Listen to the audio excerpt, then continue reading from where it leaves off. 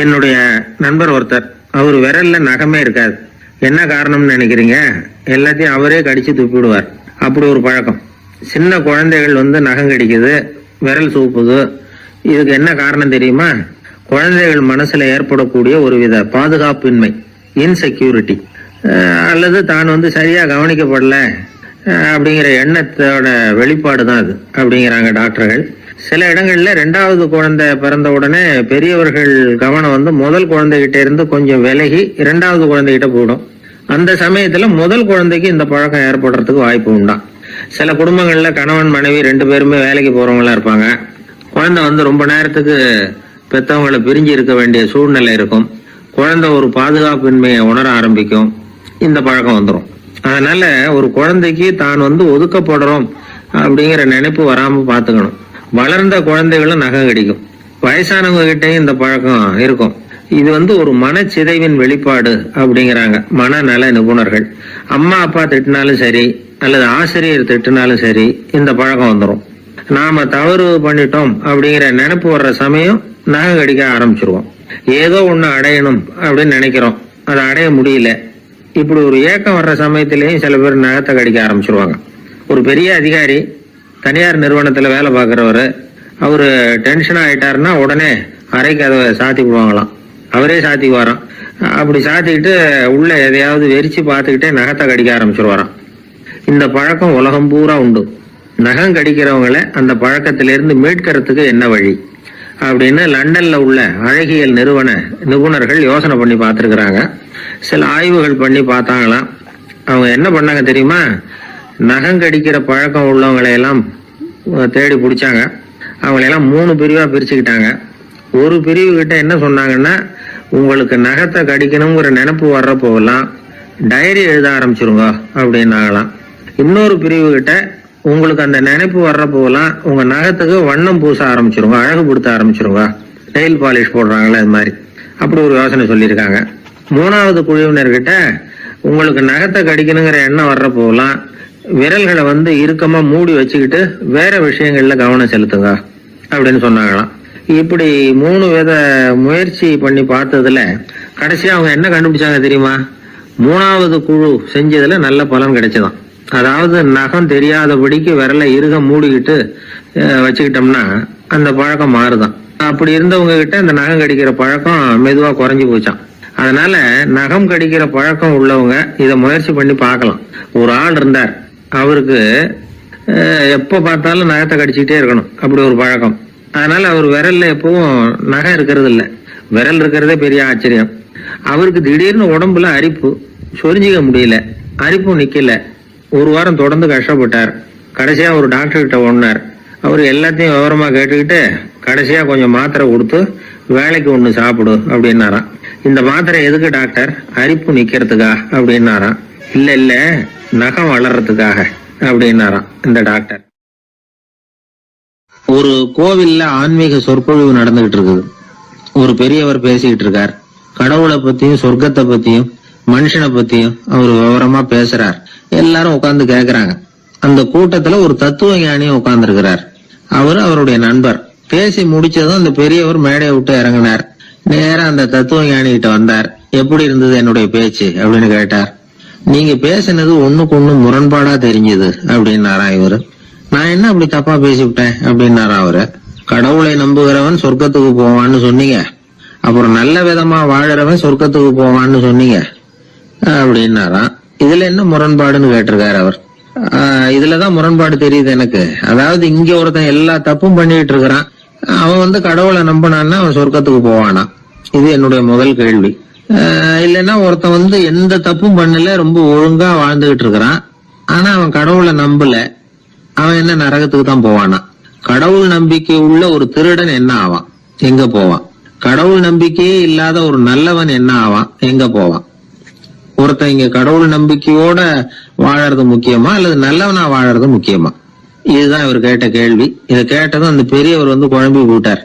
அவர் சொன்னது நியாயம் தானே. கடவுளை நம்புறவன் தான் சொர்க்கத்துக்கு போவான்னா பேசாம கடவுளை நம்பிக்கிட்டு இந்த உலகத்துல எல்லா தப்பும் பண்ணிட்டு இருக்கலாமே. பேச்சாளர் குழப்பத்தோட வீட்டுக்கு போனார். படுத்து தூங்கினாரு. ஒரு கனவு வந்தது. கனவுல அவர் ஒரு ரயில்ல வேகமா போயிட்டு இருக்கிறார். எதிரில் உட்கார்ந்துருக்கிறவரை பார்த்து நாம இப்ப எங்க போறோம்னு கேட்டார். சொர்க்கத்துக்கு போயிட்டு இருக்கிறோம் அப்படின்னாங்களாம்.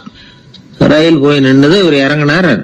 இங்க கௌதம புத்தர் இருப்பார், சாக்ரட்டிஸ் இருப்பார், அவங்கள பாக்குறதுக்கு ஒரு நல்ல வாய்ப்பு அப்படின்னு நினைச்சுக்கிட்டே அங்கேயும் இங்கேயும் பார்த்தார். அங்க யாருமே இல்ல. ஒரே பாலைவனம் மாதிரி இருக்குது. பச்சை இல்ல, பசுமை இல்ல, பூக்கள் இல்ல, மரம்லாம் மொட்டையா நிக்குது. எலும்பும் தோலுமா சில முனிவர்கள் அங்கேயும் இங்கேயுமா உட்கார்ந்து இருக்கிறாங்க. இவர் அவங்க கிட்ட போய் இந்த புத்தர், சாக்ரட்டிஸ் இவங்க எல்லாம் எங்க இருக்கிறாங்கன்னு கேட்டாராம். அப்படி யாரும் இங்க இல்லையே, அவங்க எல்லாம் யாரு அப்படின்னு திருப்பி கேட்டிருக்கிறாங்க. இவருக்கு அதிர்ச்சியா போச்சு. அப்படின்னா அவங்க எங்க போயிருப்பாங்க? உடனே ரயில் நிலையத்துக்கு ஓடி வந்தார். அப்பதான் நரகத்துக்கு ஒரு ரயில் புறப்பட்டுக்கிட்டு இருந்தது. அங்க இருந்து அதுல ஏறி உட்கார்ந்தார். ரயில் வேகமா போச்சு. நரகம் நெருங்க நெருங்க காற்று குளிர்ச்சியா வீச ஆரம்பிச்சுதான். வெளியில பசுமையா இருந்துதான். அழகான மலர்கள், அழகான நீர்நிலைகள், நந்தவனங்கள், ரொம்ப அருமையா இருக்குது. ரொம்ப அங்க இருந்தவங்க எல்லாம் ரொம்ப மகிழ்ச்சியா உல்லாசமா வேற இருந்திருக்கிறாங்க. எங்க பார்த்தாலும் ஆடல் பாடல் உற்சாகம். இவரு ரயில விட்டு இறங்கினார். அவருக்கு சந்தேகம், இதுவா நரகம் அப்படின்னு விசாரிச்சிருக்காரு. ஆமா, இதுதான் நரகம்னாங்களாம். எனக்கு ஒரு சந்தேகம் இருக்காரு, என்னன்னு கேட்டிருக்காங்க. கௌதம புத்தரும், சாக்ரட்டிஸும், லாவோஸும் இவங்க மாதிரி இன்னும் பல பேரும் கடவுள் நம்பிக்கை இல்லாதவங்க, அவங்க எல்லாம் இங்க இருக்கிறாங்களா அப்படிங்கறதுதான் என்னுடைய சந்தேகம் அப்படின்னாராம். இப்ப அவங்க சொல்லிருக்கிறாங்க, இப்ப நீங்க பாக்குறீங்களே பசுமையும் பச்சை பயிர்களும் ஆடல் பாடல்களும் அழகிய மலர்களும், இது எல்லாமே கௌதம புத்தரும் சாக்ரட்டிஸும் அது மாதிரி மகான்களும் இங்க வர ஆரம்பிச்ச பிறகுதான் உண்டாக ஆரம்பிச்சது. இந்த பிரதேசத்தை அவங்க அப்படியே மாத்திட்டாங்க. இப்போலாம் இங்க இருக்கிறவங்க யாரும் சொர்க்கத்துக்கு போறதுக்கே ஆசைப்படுறது இல்ல அப்படின்னாங்களாம். இந்த அதிர்ச்சியிலேயே அந்த பெரியவர் கனவு கலைஞ்சி மூச்சுக்கிட்டார். இதுல இருக்கிற கருத்து என்னன்னா, நல்லவர்கள் எங்க இருக்கிறாங்களோ அந்த இடத்துக்கு பேரு தான் சொர்க்கம். சொர்க்கம் நரகம்ங்கிறதெல்லாம் ஆன்மீக பண்புகள், அவ்வளவுதான். கீழே விழுந்தாதானே எழுந்திருச்சு நிக்க முடியும். அதனால எழுந்திருக்கணும்னு நினைக்கிறவங்க முதல்ல கீழே விழணும். இவர் முதல்ல கீழே விழணும், அதுக்கப்புறம் தான் எழுந்திருக்கிறது எப்படின்னு சிந்திக்க முடியும். இந்த உலகத்துல எல்லாருமே கீழே விழுந்து எழுந்தவர்கள் தான். இப்போ இந்த குழந்தை பருவத்துல கீழே விழாம நடைபயில கற்றுக்கிட்டவங்க யாராவது உண்டா? சின்ன வயசுல ஒரு தடவை கூட கீழே விழல சார், அப்படியே பிறந்தார் வளர்ந்தார் பெரியவர் ஆயிட்டார் அப்படின்னு யாரையும் சொல்ல முடியாது. அதனால மனுஷங்கிறவன் விழுந்து புரண்டு எழுந்துதான் நடக்க கத்துக்கிறான். ஒரு உண்மையை நாம எல்லாரும் புரிஞ்சுக்கணும். இந்த உலகத்துல தவறு செய்யாத மனிதர்களே யாரும் கிடையாது. அப்படி இருக்கிறப்போ எப்போதாவது நாம தவறு பண்ணிவிட்டோம்னா அதுக்காக மனசு உடைஞ்சு போயிடக்கூடாது, வாழ்க்கையில வெறுப்பு வந்துடக்கூடாது. ஒரு தவறு நடந்துட்டுதா அதுக்காக மனசு உடைஞ்சு போடாதீங்க, அதை ஒரு பாடமா எடுத்துக்கங்க. அதே தவறு மறுபடியும் நடக்காம வேணும்னா பாத்துக்கலாம், அது போதும். தடைக்கல்ல படிக்கல்லாம் மாத்திக்கணும், இதுதான் இதுல முக்கியம். ஒரு அலுவலகம், அங்க ஒரு அதிகாரி, அவர் உயர்ந்த பதவியில் இருந்தார், சிறந்த நிர்வாகின்னு பேர் வாங்கினவர். அவர் தனக்கு கீழே வேலை செய்யறவங்க கிட்ட எல்லாம் சொல்லுவாராம், இந்த நிறுவனத்துல நீங்க எத்தனை தடவை வேணும்னாலும் தவறுகள் செய்யலாம், ஆனா ஒரே விஷயம் என்னன்னா ஒரே தவறை மறுபடியும் செய்யக்கூடாது, அது முக்கியம் அப்படின்பாராம். இதை மேம்போக்கா பார்த்தா அவர் ஏதோ தன்னுடைய ஊழியர்களை தவறு செய்ய தூண்டுறது மாதிரி தெரியும். ஆனா உண்மை அப்படி இல்லை. இன்னைக்கு என்ன நடக்குது தெரியுமா? அநேகமா எல்லா மனிதர்களுமே ஒரே தவறை தான் மறுபடியும் மறுபடியும் செய்யறாங்க. விளையாட்டு வீரர்கள் ஒரே மாதிரியான தவறுகளை திரும்ப திரும்ப செய்யறது உண்டு. கணக்கு எழுதுறவங்கள பாருங்க, ஒரே தப்ப மறுபடியும் மறுபடியும் செய்வாங்க. அலுவலகம் வருகிறவர்களை கவனிங்க, ஒரு நாள் தாமதமா வந்தா பரவாயில்ல, தினமும் தாமதமா வருவாங்க. இது மாதிரி செய்த தவறையே திரும்ப திரும்ப செய்யறதுக்கு என்ன காரணம் அப்படின்னா, சோம்பல், ஞாபக மறதி, கவனக்குறைவு, தன்னுடைய திறமை பேர்ல அளவுக்கு மீறிய நம்பிக்கை, இப்படி இதுல ஏதாவது ஒரு காரணமா இருக்கலாம் அப்படிங்கிறாங்க இது பற்றி ஆய்வு செய்கிற வல்லுநர்கள். ஒரு தடவை செஞ்ச தவிர மறுபடியும் செய்யறது இல்லைன்னு முடிவு செஞ்சுக்கிட்டு அதை செயல்படுத்த கத்துக்கணும், அது போதும், வாழ்க்கை வெற்றிகரமா அமையும் அப்படிங்கிறாங்க அந்த அனுபவசாலிகள். அதனால வெற்றிகரமா வாழ்க்கையில நடைபோட விரும்பும் இளைஞர்கள் தவிர்க்க வேண்டியது என்னன்னா, முதல்ல சோம்பலை தவிருங்கள், சுறுசுறுப்பாக இயங்குங்கள் அப்படிங்கறது அவங்க அறிவுரை. ரெண்டாவது ஞாபக மறதி, எந்த செயல்லையும் ஈடுபாடு வேணும், அக்கறை வேணும். மூணாவது கவனக்குறைவு, எதையும் அலட்சியப்படுத்தக்கூடாது. நாலாவது என்னால முடியாதது எதுவுமே கிடையாது அப்படிங்கிற அளவுக்கு மீறிய நம்பிக்கை, அது ஆபத்துல கொண்டு போய் விட்டுரும். அதனால முதல் தவறு உங்களுக்கு ஒரு பாடமா அமையணும். ஒரு மனிதர் அவர் தன்னுடைய 2 காதுலையும் கட்டு போட்டுக்கிட்டு வந்தார். அவருடைய நண்பர் அதை கவனிச்சுட்டார். என்ன சார் ஆச்சு, 2 காதுலையும் கட்டு போட்டிருக்கீங்களே அப்படின்னு விசாரிச்சார். ஒண்ணுமில்ல சார், வீட்டில் ரொம்ப ஆர்வமா டிவியில் கிரிக்கெட் மேட்ச் பார்த்துக்கிட்டு இருந்தேன். அப்போ என்னுடைய மனைவி துணிகளுக்கு அயர்ன் பண்ணிக்கிட்டு இருந்தாங்க. அயர்ன் பாக்ஸை அப்படியே வச்சுட்டு அடுப்பங்கரைக்கு போயிட்டாங்க. அந்த சமயம் பார்த்து டெலிஃபோன் பண்ணி அடிச்சுது. அவசரமாக ஓடி போய் அதை எடுத்து காதில் வச்சேன். அப்போதான் தெரியும் அது அயர்ன் பாக்ஸுங்கிற விஷயம். சூடாக இருந்ததா, சுட்டு விட்டுது அப்படின்னார். 1 காது சரி சார், 2 காதும் ஏன் அப்படி ஆச்சு அப்படின்னு கேட்டார். அதே ஆள் மறுபடியும் ஃபோன் பண்ணா சார் அப்படின்னார் இவர். எவ்வளவு தூரம் யோசிச்சிருப்பார் பாருங்க. அதனால ஒரு தவறு மறுபடியும் நடக்கக்கூடாது. முதல் தவறு உங்களுக்கு ஒரு பாடமாக அமையட்டும் அப்படிங்கிறது தான் இதுல இருந்து நாம தெரிந்து கொள்ள வேண்டிய கருத்து. அதனால தவறுகள் அதெல்லாம் தடைக்கெல்லாம் நினைக்க வேண்டாம், படிக்கெல்லாம் நினைப்போம். அப்படி நினைச்சோம்னா வாழ்க்கையில வெற்றி நிச்சயம். கொஞ்சம் தூரத்துல நாம நிக்கிறோம். எட்டத்துல இருந்துகிட்டு அவரை கவனிக்கிறோம். அவர் போன்ல பேசுறத, அவர் பேசுகிற வார்த்தைகள் என்ன அப்படிங்கறது நம்ம காதுல விழல. ஆனாலும் அவர் பேசிக்கிட்டு இருக்கிறது நல்ல செய்தியா கெட்ட செய்தியா அப்படிங்கறத நம்மால யூகிக்க முடியும். மகிழ்ச்சியான செய்தியை பேசும்போது முகம் மலருது, புன்னகை பூக்குது. இதுல ஒண்ணு நீங்க கவனிக்கணும். தொலைபேசியில நாம பேசுறப்போ நம்மோட பேசுறவர் எதிரில் இல்லை. அவர் தொலைபேசி வழியா நம்ம குரலை மட்டும்தான் கேட்க போறார். நம்ம முகத்தை அவர் பார்க்க போறது இல்லை. அப்படி இருந்தோம், அப்ப நம்ம முகம் ஏன் மலரணும் அப்படின்னா இதுதான் உடல் மொழி, பாடி லாங்குவேஜ் அப்படின்னு சொல்றாங்க. நம்ம அறியாமலேயே நம்ம உடம்பு செய்திகளை தெரிவிக்குது பாருங்க, அதுதான் உடல் மொழி.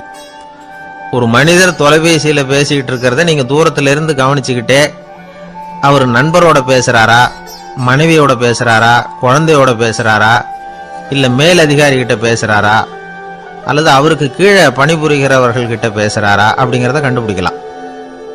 அதுக்கு காரணம் அவருடைய உடல் மொழி. இந்த உடல் மொழி கூட நம்ம வாழ்க்கையின் முன்னேற்றத்துக்கு பயன்படும். இத பத்தியெல்லாம் கூட சில நிபுணர்கள் ஆராய்ச்சி பண்ணி பார்த்திருக்கிறாங்க. அவங்க சில விவரங்களை சொல்றாங்க. குறிப்பா ஒருத்தர் தன்னுடைய நாற்காலியில கிட்டத்தட்ட படுத்துக்காத குறையா உட்கார்ந்துருக்கிறாருன்னு வச்சுங்க. எதிர இருக்கிறவர் பேசுறது அவருக்கு பிடிக்கலன்னு அர்த்தமா. தலையை சொரிஞ்சுக்கிறது, வேற வேற திசைகள்ல பாக்குறது, கொட்டாவி விடுறது, கால்களை மாத்தி போட்டு உட்கார்றது, களைப்பா கை விரல்களை அப்படியே பின்னிக்கிறது, அடிக்கடி கடிகாரத்தை பாக்குறது, இப்படிலாம் ஒருத்தர் பண்ணிட்டு இருக்கிறாருன்னா நாம கூடிய சீக்கிரம் அந்த இடத்த விட்டு எழுந்திரிச்சு வந்துடுறது நல்லது. ஏன்னா இதெல்லாம் அவருடைய சலிப்பு, சோர்வு, ஆர்வமின்மை இதுக்கு அடையாளங்கள். நம்முடைய பேச்சு அவரை சலிப்படைய வச்சுட்டதுன்னு அர்த்தம். அவர் ரொம்பவும் சோர்ந்து போயிட்டாருன்னு பொருள். நம்முடைய பேச்சில் அவருக்கு ஆர்வம் இல்லைன்னு அர்த்தம். அதே நேரத்தில் நாற்காலியின் நுனியில அமர்ந்து உடலை முன்னுக்கு நகர்த்தி எதிர இருக்கிறவரின் கண்களை பார்த்துக்கிட்டே பேசினாலும் சரி அல்லது பேச்சை கேட்டாலும் சரி, உங்க பேர்ல மற்றவங்களுக்கு உள்ள பிடிப்பு அதிகரிக்கும். நாம எப்படிப்பட்டவர்ங்கிறத நம்ம உடம்பும் நடை உடை பாவனையும் அடுத்தவங்களுக்கு காட்டி கொடுத்துரும். உங்க உடம்பு, உங்க பார்வை, நடை, உட்கார்ற விதம், இதை வச்சுக்கிட்டே நீங்க பொறுப்புள்ளவரா, முரடரா, அலட்சியமானவரா, மரியாதை தெரிஞ்சவரா, அடக்கமானவரா, நம்பிக்கைக்கு உரியவரா, நாணயம் இல்லாதவரா, பயந்தவரா, திறமசாலியா, அப்பாவியா அப்படிங்கறதெல்லாம் கண்டுபிடிச்சிடலாம். அதனால இந்த உடல் மொழியை புரிஞ்சுக்கிட்டு நம்மளை கொஞ்சம் சரிப்படுத்திக்கிட்டோம்னா வாழ்க்கையில சுலபமா பல காரியங்களை சாதிக்க முடியும். ஒரு மனநல மருத்துவமனை, அங்க ஒருத்தர் ஒரு நாற்காலியில உட்காந்துக்கிட்டு கார் ஓட்டுறது மாதிரி அப்படி பாவனை பண்ணிட்டு இருந்தார். ஸ்டேரிங்கை திருப்புறது மாதிரி, பின்னாடி வர்ற வண்டியை நிக்க சொல்றது மாதிரி, அப்புறம் இவர் ஒதுங்கிக்கிட்டு அவருக்கு வழி விடுறது மாதிரி, இப்படிலாம் சேட்டைகள் பண்ணிட்டு இருந்தார் மனநல மருத்துவமனையில. இத பார்த்துக்கிட்டு இருந்த ஒருத்தர் பக்கத்துல இருந்த இன்னொருத்தர்கிட்ட கேட்டார், இவர் ஏன் இப்படி பண்றாரு, இவருக்கு ஏன் அப்படி வந்தது நிலைமை அப்படின்னு சொல்லி அவர் விசாரிச்சார். அப்ப அவர் விவரம் சொன்னார். வேற ஒண்ணும் இல்லைங்க, இவருக்கு கார் ஓட்டணும்னு ஆசை ரொம்ப காலமா, அது நிறைவேறாம போயிட்டுது. அதுக்கப்புறம் அவர் மனநோயாளியை மாறிட்டார். இங்க அழைச்சிட்டு வந்தாங்க. இங்க அழைச்சிட்டு வந்ததுல இருந்து அப்படிதான் பண்ணிட்டு இருக்கிறார். அப்ப கார் ஓட்டுறது மாதிரிலாம் பாவனை பண்ணிட்டு இருப்பார், திருப்புறது மாதிரி பண்ணுவார், பின்னாடி வர்றவங்களுக்கு இடம் விடுவார், இப்படிலாம் செய்யறார் அப்படின்னு விவரம் சொன்னாங்க. நீங்க சொல்லப்படாதா, இப்ப நீங்க கார் ஓட்டல, வெறும் நாற்காலியில தான் உட்கார்ந்து இருக்கிறீங்க அப்படின்னு நீங்க சொல்லப்படாதா அவருக்கு அப்படின்னு கேட்டாங்க. அது முடியாதுங்க, ஏன்னா அந்த காரை கழுவுறதுக்காக அவர் தினமும் எனக்கு 10 ரூபா கொடுத்துக்கிட்டு இருக்கிறார் அப்படின்னாராம் அங்க வேலை செஞ்சுக்கிட்டு இருந்த ஒருத்தர். அதனால வாழ்க்கையில நாம இந்த உடல் மொழியை புரிஞ்சுக்கணும்.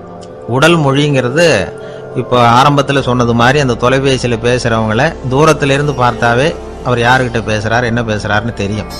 நம்ம முகத்தை நல்லா வச்சுக்கணும். உடல் மொழியை நம்ம புரிஞ்சுக்கிட்டு பயன்படுத்த ஆரம்பிச்சோம்னா எந்த முயற்சி பண்ணினாலும் அதுல வெற்றி நிச்சயம். தெரியுமா, குருகுல வாசம் செஞ்சு படிக்கணும். ஆசிரியருங்கிறவர் ஆசிரமத்தில் இருப்பார். அங்க போய் அவருக்கு தொண்டுகள் செய்யணும். துணிகள்லாம் துவைச்சி போடணும். தூங்கும்போது காலை பிடிச்சி விடணும். புழுக்கமா இருந்தா விசிறி மட்டை எடுத்து விசிறணும். அப்படியே அப்பப்போ அவர் சொல்லி கொடுக்குற பாடத்தையும் கத்துக்கணும். அவர் சொல்லி கொடுக்குற பாடங்களை ஓலைச்சுவடிகள்ல எழுதிக்கணும். இதுதான் குருகுல வாசம்ங்கிறது. இப்போ மாதிரிலாம் கிடையாது. ஆக குருகுல வாசம்ங்கிறது மனசையும் பண்படுத்தும், அறிவையும் பண்படுத்தும். அப்படி ஒரு பயிற்சி அது. அந்த காலத்துல பஞ்சபாண்டவர்கள் ஒரு குருகுலத்துல படிக்க போனாங்களாம். ஏற்கனவே அங்க ஒரு 15 பேர் இருந்திருக்கிறாங்க. இவங்களையும் சேர்த்து மொத்தம் 20 பேர். எல்லாரும் ரொம்ப ஆர்வத்தோடு அங்க தங்கி படிச்சுக்கிட்டு இருக்கிறாங்க. 2 வருஷம் ஓடி போச்சு. எல்லாரும் ஊருக்கு திரும்ப வேண்டிய நேரம். ஆசிரியர் ஒவ்வொருத்தரா கூப்பிட்டார். இது வரைக்கும் என்ன கத்துக்கிட்ட அப்படின்னு கேட்டார். அவங்க தாங்கள் எழுதி வச்சிருந்ததை சொன்னாங்க, கத்துக்கிட்டதை சொன்னாங்க. அங்க படிக்க வந்தவங்க எல்லாருமே புத்திசாலிகள். அது மட்டும் இல்ல, பல பேர் அரச குடும்பத்தை சேர்ந்தவங்க, இளவரசர்களாக வேற இருக்கிறவங்க. அதனால அவங்க கிட்ட அபாரமான கல்வி அறிவை எதிர்பார்த்தார். ஒருத்தன் வந்தான், தான் எழுதி வச்சிருந்த சரித்திர பாடம் பூராவையும் படிச்சு காட்டினான். இன்னொருத்தன் வந்தான், தான் எழுதி வச்சிருந்த பூகோள பாடம் பூராவையும் படிச்சு காட்டினான். இப்படி ஒவ்வொருத்தரா அவங்க படிச்சது என்னங்கிறத படிச்சு காட்டிவிட்டு போனாங்க. கடைசியா தர்மர் வந்தார். பேசாம நிக்கிறார். தன் கையில் இருந்த ஓலைச்சுவடி கேட்ட அவர் பிரிக்கவே இல்லை. ஆசிரியர் இவர்கிட்ட தான் அதிகமா எதிர்பார்த்தார். ஆனா இவரோ பேசாம நின்றுட்டு இருக்கிறார். நீ என்ன கத்துக்கிட்ட சொல்லு, ஓலைச்சுவடியை பிரிச்சு படினார் அந்த முனிவர். தர்மர் அசையவே இல்லை. மெதுவா சொன்னார், ஐயா, நான் கத்துக்கிட்டது ஒன்னே ஒண்ணுதான். அதுதான் வாழ்க்கையில எனக்கு ரொம்ப முக்கியமான பாடமா அமையும் அப்படின்னார். என்னது, என்கிட்ட 2 வருஷ காலமா படிச்சு விட்டு கடைசியில கத்துக்கிட்டது ஒன்னே ஒண்ணுதானா அப்படின்னார் முனிவர். அவருக்கு ஒன்றும் புரியல. மற்ற மாணவர்களை விட இவர் பண்புகள்ல உயர்ந்தவர், அறிவுல சிறந்தவர், வயசுல முதிர்ந்தவர். இவரே இப்படி சொன்னா மற்றவங்க நிலைமை என்னத்துக்கு ஆறுது? அவங்க ரொம்பவும் கெட்டு போயிடுவாங்களே அப்படின்னு அவர் யோசனை பண்ணார். தர்மா, நல்லா யோசனை பண்ணி பதில் சொல்லு. 2 வருஷமா நீ கத்துக்கிட்டது என்ன அப்படின்னு தானே நான் கேட்கறேன். அதை கொஞ்சம் யோசனை பண்ணி சொல்லுன்னார் முனிவர் கொஞ்சம் கோபமா. தர்மர் முகத்துல எந்த மாறுதலுமே இல்லை. இல்லையா, 2 வருஷமா நான் கத்துக்கிட்ட முக்கியமான பாடம் ஒன்னே ஒண்ணுதான்னார். இப்போ அந்த முனிவருக்கு கோபம் அதிகமா வந்துடுது. ஏன்பா, உனக்கு வெக்கமா இல்லையா? உன்னை விட வயசுல குறைஞ்சவங்க எவ்வளவு பாடம் கத்துக்கிட்டு இருக்கிறாங்க, எவ்வளவு விரிவா அவங்க படிச்சு காட்டினாங்க.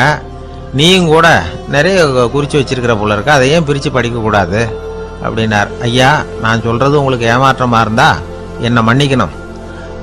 நான் ரொம்ப முக்கியமா கத்துக்கிட்டு இருக்கிறது ஒன்னே ஒண்ணுதான், மற்ற எதையும் சொல்றதுக்கு விரும்பலன்னார்.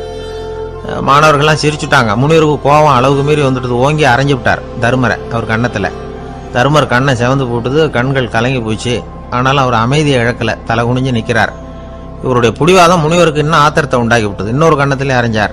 எல்லாரும் பயந்து போய் அமைதியா நின்றுட்டு இருக்கிறாங்க. முனிவர் கத்துறார், அப்படி நீ கத்துக்கிட்ட அந்த முக்கியமான பாடம் தான் என்ன, அதையாவது சொல்லு அப்படின்னார். ஐயா, அதை மட்டும் ஒரு ஓலைச்சுவடியில தனியா குறிச்சு வச்சிருக்கிறேன், இந்தாங்க, இதை நீங்களே படிச்சு பாருங்கன்னார். தர்மர் ஓலைச்சுவடியை நீட்டினார். முனிவர் அதை வாங்கி பிரிச்சார், சத்தம் போட்டு படிச்சார். என்ன எழுதியிருக்காருன்னா, எப்படிப்பட்ட சோதனை ஏற்பட்டாலும் நிதானம் இழந்து கோபத்துக்கு ஆளாக கூடாது அப்படின்னு. இதான் அந்த ஓலைச்சுவடியில் அவர் எழுதி வச்சிருந்தது. அந்த ஒரு கணத்திலேயே முனிவரும் எல்லா மாணவர்களும் தர்மரை புரிஞ்சுக்கிட்டாங்களாம். அவர் கத்துக்கிட்டது ஏட்டு சுரக்கா இல்ல, வாழ்க்கையில பயன்படக்கூடிய முக்கியமான அனுபவ பாடம். முனிவர் கண்களில் கண்ணீர். தர்மரை அன்போட கட்டி தழுவிக்கிட்டார். அப்புறம் சொன்னார், தர்மா, என்னை மன்னிச்சிரு, நீ மாணவன் இல்ல, ஆசிரியன். நான் இதுவரைக்கும் தெரிஞ்சுக்காத அனுபவ பாடத்தை நீ இப்ப எனக்கு கத்து கொடுத்துட்ட அப்படின்னு சொன்னாராம். அதனால நிதானம் தவறக்கூடாதுங்கிறது ரொம்ப முக்கியமான ஒரு செய்தி. ஒரு ஆசிரியர் மாணவனை ஒரு கண்ணத்துல ஓங்கி அரைஞ்சுட்டார். இவன் நிதானம் தவறல, அமைதியா நின்றுகிட்டு இருந்தான். அவர் ஒரு தடவை அரைஞ்சதும் எப்படி உன்னால நிதானம் தவறாம இருக்க முடிஞ்சுது அப்படின்னு கேட்டாங்க நண்பர்கள். அவன் சொன்னான், நான் நிதானம் தவறி இருந்தா எங்க வாத்தியார் இன்னொரு கண்ணத்திலையும் அரைஞ்சிருப்பார், அது அதை விட பலமா இருக்கும். அதனால தான் நான் அப்படி இருந்தேன் அப்படின்னு நானா. ஆக நாம தெரிந்து கொள்ள வேண்டியது வாழ்க்கையில நிதானம் தவறாமல் இருக்க வேண்டும். அதுதான் வெற்றியின் ரகசியம். ஒரு நண்பர்கிட்ட பேசிக்கிட்டு இருந்தேன். அவருடைய உறவினர் ஒருத்தர் ஒரு நேர்முக தேர்வுக்கு போயிருந்தாராம், இன்டர்வியூக்கு. ரொம்பவும் பொறுப்பாகவும் கவனமாகவும் செயல்பட வேண்டிய பதவிக்கான நேர்காணல் அது. இவர் எழுத்து தேர்வில் ஏராளமான மதிப்பெண்கள் வாங்கிவிட்டார். அதனால அதை பற்றி கவலை இல்லை. இப்போ நேர்முக தேர்வில் தேர்வு பெறணும். ஏராளமான சான்றிதழ்கள் வச்சிருந்தார். நேர்காணலில் கேட்கப்பட்ட எல்லா கேள்விகளுக்கும் சரியான பதில தான் சொன்னார். இருந்தாலும் பாருங்க, அந்த நேர்முக தேர்வில் அவர் தேர்ந்தெடுக்கப்படலை. என்ன காரணம் அப்படின்னு பின்னாடி விசாரிச்சப்போ தான் விவரம் தெரிஞ்சுதான். அது என்ன ஆயிருக்குதுன்னா, அந்த நேர்காணலின் போது இவர் நடந்துகிட்ட முறையில் சில தவறுகள் நடந்து போச்சான். முக்கியமா 2 தவறுகள். ஒன்று, அவங்க ஒரு கேள்வியை கேட்டு முடிக்கிறதுக்குள்ளேயே இவர் பதில் சொல்ல ஆரம்பிச்சுட்டாராம். ரெண்டாவது என்னன்னா, இவர் நாற்காலியில தாராளமா இயல்பா சாஞ்சி உட்காராம நாற்காலி முனையில உட்கார்ந்துருந்தாராம். இந்த 2 விதமான செயல்பாடுகளும் இவர் அவசரப்படுறவர், பதற்றப்படுறவர் அப்படிங்கிறதுக்கான அடையாளங்கள். அதாவது கேள்வியை கேட்டு முடிக்கிறதுக்குள்ளேயே முந்திக்கிட்டு பதில் சொல்றது. ரெண்டாவது, நாற்காலியில இயல்பா தாராளமா உட்காராம நாற்காலி முனையில உட்கார்றது. பார்க்க போற வேலைக்கு அவசரம், பதற்றம் இது 2 இருக்கப்படாதான். அதனால மார்க் இருந்தும் சர்டிபிகேட் இருந்தும் அந்த வேலை வாய்ப்பு அவருக்கு கிடைக்கல. வேலை கொடுக்கறவங்க நம்ம கிட்ட இருந்து என்னதான் எதிர்பார்க்கறாங்க, இதை தெரிஞ்சு வச்சுக்கிறது நல்லது. முதல்ல மற்றவர்களுடன் தொடர்பு கொள்ளும் திறமை, அதாவது எபிலிட்டி டு கம்யூனிகேட். நீங்க நினைக்கிறத அழகா தொகுத்து வகைப்படுத்தி சொல்ல தெரியுதான்னு பார்ப்பாங்க. உங்க திட்டங்களை அடுத்தவங்க ஏற்றுக்கொள்ளக்கூடிய விதத்துல வெளிப்படுத்துறதுக்கு உங்களால முடியுதான்னு பார்ப்பாங்க. இதுக்கு என்ன செய்யறது? குழப்பம் இல்லாம சிந்திக்கணும், குழப்பம் இல்லாம பேசணும். ரெண்டாவது விஷயம் என்னன்னா புத்திசாலித்தனம், அதாவது இன்டெலிஜென்ஸ். ஏத்துக்க போற வேலையை நல்ல விதமா செய்ய முடியுமா உங்களால? அதை எந்தெந்த வழியில செய்யலாம் அப்படிங்கிறத உங்களால தீர்மானிக்க முடியுமா? அந்த வேலைக்கான புது புது யோசனைகளை உங்களால சொல்ல முடியுமா அப்படின்னு பார்ப்பாங்க. இது இன்டெலிஜென்ஸ். மூணாவது தன்னம்பிக்கை, அதாவது செல்ஃப் கான்ஃபிடன்ஸ். உங்களுக்கு அது உண்டா அப்படிங்கிறத கவனிப்பாங்க. எந்த சூழ்நிலையையும் சமாளிக்கணும், எப்படிப்பட்ட மனிதர்களையும் சமாளிக்கிற தைரியம் வேணும். அடுத்தவங்களை நமக்கு சாதகமா திருப்பக்கூடிய தன்னம்பிக்கை வேணும். நாலாவது பொறுப்புகளை முன்வந்து ஏற்றுக்கொள்ளுதல், வில்லிங்னஸ் டு அக்செப்ட் ரெஸ்பான்சிபிலிட்டி. பொறுப்புகள்ல இருந்து நழுவி போக ஆசைப்படாம செஞ்சு முடிக்கணும். அஞ்சாவது முன் வருதல், இனிஷியேட்டிவ். வேலையோட முக்கியத்துவம் உணர்ந்து அதை ஏத்துக்கிட்டு தகுந்த நடவடிக்கைகளை தயங்காம எடுக்கிறதுக்கு முன் வரணும். ஆறாவது என்னன்னு கேட்டீங்கன்னா தலைமைத்துவம், லீடர்ஷிப். 4 பேருக்கு தலைமை தாங்கி நல்ல விதத்துல நடந்துக்க தெரியுதா? ஏழாவது கற்பனை திறன், இமேஜினேஷன். சில பிரச்சனைகள் வரக்கூடும் அப்படின்னு முன்கூட்டியே யூகிச்சு அதுக்கு தகுந்த மாதிரி நடவடிக்கை எடுக்கிற திறமை உண்டா அப்படிங்கிறத பார்ப்பாங்க. எட்டாவது என்னன்னா வளைந்து கொடுத்தல், பிளெக்சிபிலிட்டி. சூழ்நிலைக்கு தகுந்த மாதிரி, மாற்றங்களுக்கு தகுந்த மாதிரி அனுசரித்து நடந்துக்கிறதுக்கு தெரியுதா உங்களுக்கு அப்படிங்கிறத கவனிப்பாங்க.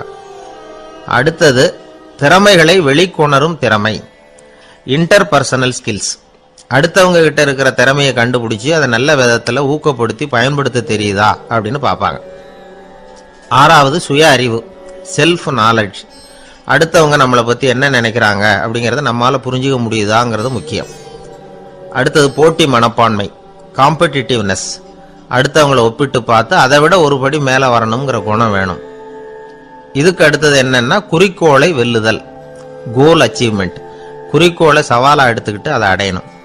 அப்புறம் வேறுபட்ட திறமைகள், ஒகேஷனல் ஸ்கில்ஸ். பதவிக்கு வேண்டிய திறமைகள் தவிர மற்ற திறமைகள் எதுவும் உண்டாங்கிறது முக்கியம். நமக்கு வேலை கொடுக்கணும்னு நினைக்கிறவங்க நம்ம கிட்ட இருந்து இவ்வளவும் எதிர்பார்ப்பாங்க. அதுக்கு தகுந்த மாதிரி நம்மளை நாமே தயார்படுத்திக்கணும். எனக்கு வேண்டப்பட்ட ஒருத்தர் ஒரு இன்டர்வியூக்கு போயிட்டு வந்தார், நேர்காணலுக்கு. எப்படி இருந்தது இன்டர்வியூன்னு விசாரித்தேன். நான் போனேன். அவர் கேட்ட எல்லா கேள்விக்கும் அவர் எதிர்பார்த்தது மாதிரி எல்லா பதிலையும் சொன்னேன். கடைசியாக நான் எதிர்பார்க்காத ஒரு தகவலை அவர் சொன்னார் அப்படின்னார். என்னன்னு கேட்டேன். அவரும் என்ன மாதிரியே இன்டர்வியூக்கு வந்தவர் தானா, சும்மா என்ன கேள்வி கேட்டுக்கிட்டு உட்காந்துருந்தாராம் அப்படின்னார். அதனால ஒரு நேர்காணலுக்கு போறதுக்கு முன்னாடி என்ன எதிர்பார்க்கறாங்க அப்படிங்கறத தெரிஞ்சுக்கிட்டு போனா வெற்றி நிச்சயம். வாழ்க்கையில ரொம்பவும் அடிபட்டு அல்லல் போட்டுக்கிட்டு இருக்கிற ஒருத்தர் வந்தார். மனசு ரொம்பவும் நொந்து போய் பேசினார். இந்த உலகத்துல மனுஷனா பிறந்ததை விட மாடா பிறந்திருக்கலாம் சார் அப்படின்னார். திடீர்னு வந்து என்கிட்ட இப்படி சொன்னா அதுக்கு நான் என்னங்க பண்ண முடியும் அப்படின்னேன். உங்ககிட்ட வரணும்னு தோணுச்சு, அதனால வந்தேன் அப்படின்னார்.